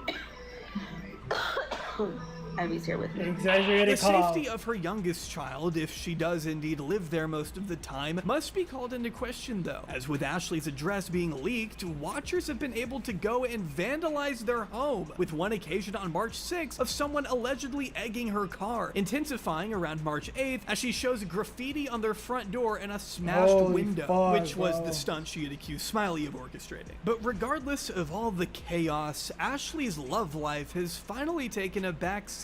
Although she insisted her divorce from Noe Trevino had been finalized on February 22nd, she's apparently decided to hold on to the name as it's now inseparable from her brand. Ash has also begun to court Santos once more, now firm in her knowledge that he is in fact just 20 years old. Ash left one comment on his live from March where she says she misses him and later called him around March 16th, my God. referring— Is that recent? What is? I'm sorry, I don't want to be fucked up, but what the fuck is all this, bro? to him as daddy. It looks like somebody's like somebody's fucking like a bee stinged her or something. Like this has to be recent. Does David work today? He's at his mom right now. Santos and demanding he fly her out, repeatedly calling him Poppy and saying that she loves him. I don't have a boyfriend. Let me call Daddy Santos. Papi, what are you doing, my love? Daddy, what are you doing? Bro, that's someone's mom, bro. I love you, papi. I love you, Santos. Am I gonna fly out there or what? The steam at the Ash Trevino content mill has sort of run out by this point. There is only so many times a lol cow can be milked before people finally become sick of the milk. Her most recent stab at attention has been announcing a pregnancy on April 20th, having a kid is crazy. This image of a positive pregnancy test and an ultrasound with her first name. I didn't realize what just happened. Milk. Her most recent stab at attention has been announcing a pregnancy on April 20th, posting this image of a positive pregnancy test. Nah, what? But you really fake being pregnant? Nah, that's fucked. Nah. What purpose? That's fucking somebody exposed your dumb ass. Holy fuck, you look dumb as fuck right now. now. An ultrasound with her first name listed first. Since Ash was so kind as to pull this little stunt on the last day of scripting this video, I want to remind you all once more that every ultrasound on the planet has the last name first, and you can't convince me that this countertop is the same as the one in this photo. I am completely and utterly losing my mind. This shit is becoming too much for even me. Let's just end it here and try to wrap this thing up.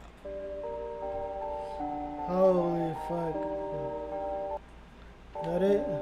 Unlikable station around the changing nature and impact of internet infamy. A dislikable woman sitting in her car deciding to join the prison wife community because her daughter was doing decent numbers on a platform in and of itself is not worth the numbers and celebrity status she got. Even in the true crime world, the women who go after criminals are often side characters to the case at hand. Ash was able to not only gain notoriety, but taste the highlight through her use of violent criminals as content.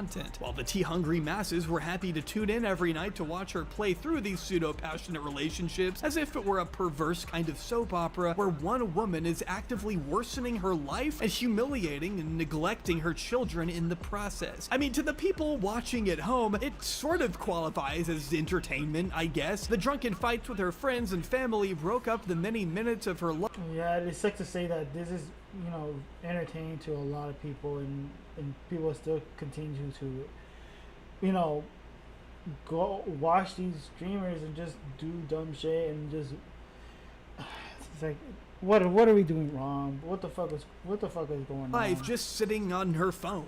I'm hungry for pizza. I'm down for pizza. The easiest label to put on a woman like Ash Trevino is lolcow. I just did a few minutes ago. But the demographics of people that are engaging in this content milking behavior are starting to shift. When my researcher wrote her dissertation on the topic a year ago, she focused on Kiwi Farms and the way that stalking and harassing individuals like Chris Chan or Daniel Larson to milk Oh my god, Chris Chan, holy fuck, that is a crazy case to talk about. content out of them was part of the game. Finding out where they were living or traveling to in the name of keeping people safe and ensuring they weren't going too far out of line was a part of a performance of moral and intellectual superiority that drove this harassing behavior. In a startlingly short period of time, it seems the lolcow phenomenon has expanded to a more passive experience, not hidden in forum sites or subreddits, but instead lurking out in the open as T-pages who mine content into clips that can be turned into controversy to garner a response that produces even more clips. This in turn only contributes to the trivialization of many of the issues that we've touched on today, whether it's Ashley's treatment of her daughters or her attitude toward the victims of the dangerous men she courts. As many clips as there are talking about these serious allegations, there are memes about the aroma of her genitals and crude comments about her weight. Maybe this was always to be expected, considering the strong ideological frameworks concerning hate speech and the treatment of criminals we've built into the subculture, but the makeup of those following the Ash Trevino universe are lunch break scrollers rather than basement dwellers. The expansion of this cognitive dissonance, both in the avid following of Ash and the acceptance of ridiculing her as if it will force her into changing her life for the better, is worrying. It speaks to a growing passiveness within digital culture that a certain level of heinousness is acceptable so long as it's engaging enough to deserve our attention, so long as it makes a passing— Yeah, it is kind of true. Like,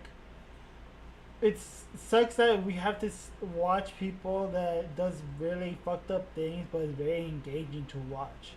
You know what I'm saying? It's like, we know like it's bad, but it's like very entertaining. You know what I'm saying? So it's like really hard to like look away when a lot of shit's going on the other side. So people just look and just see what happens and see what's gonna happen next, you know? And that's the sucks about, you know, about the whole internet. I think it's just us as humans.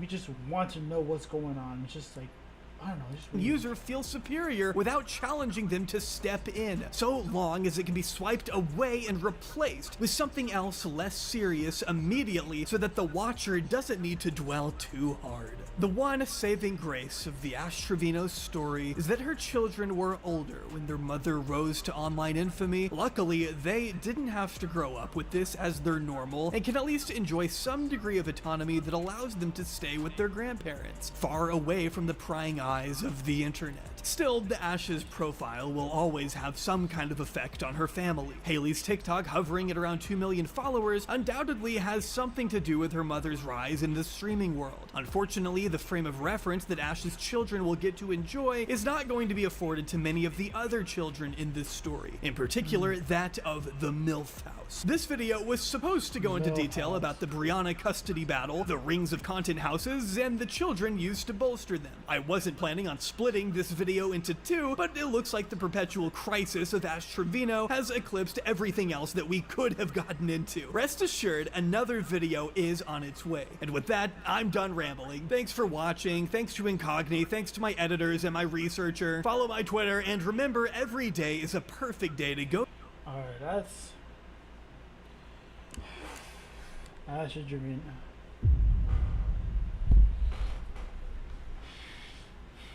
Well, she's a very interesting character, and yeah, we should get booty naked together. No, we're not gonna do that. Hold on.